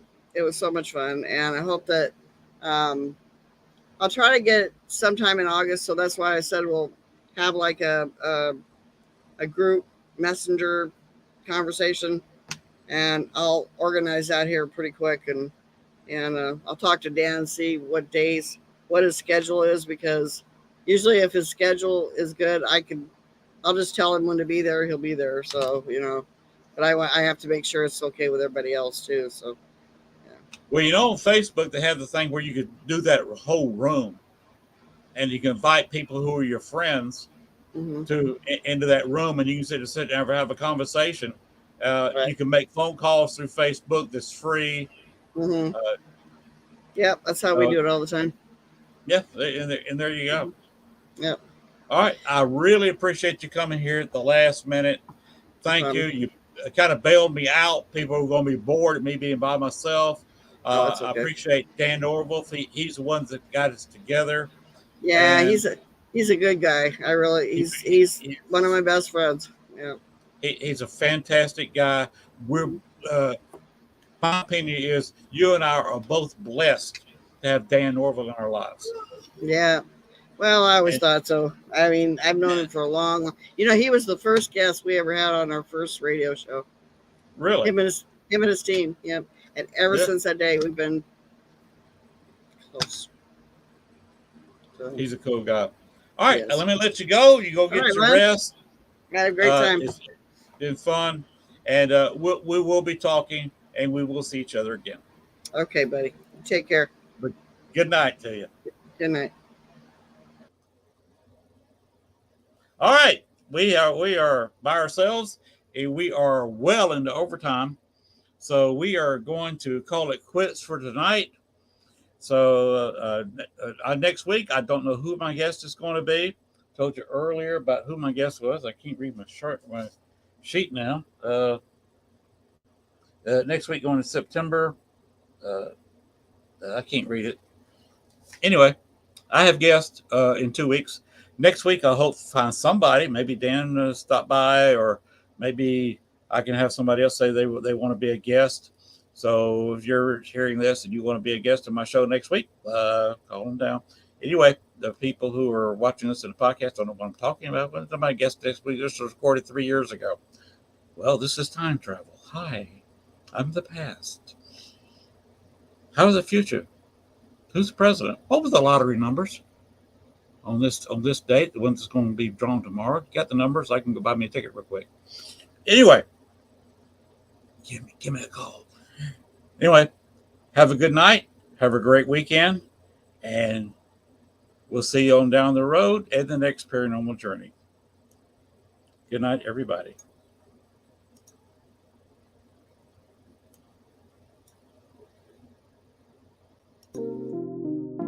Good night.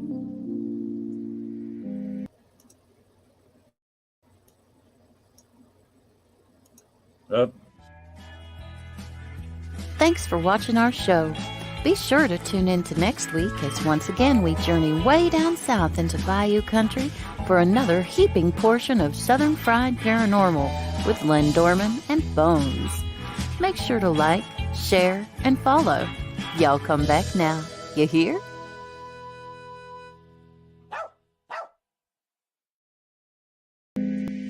Good night.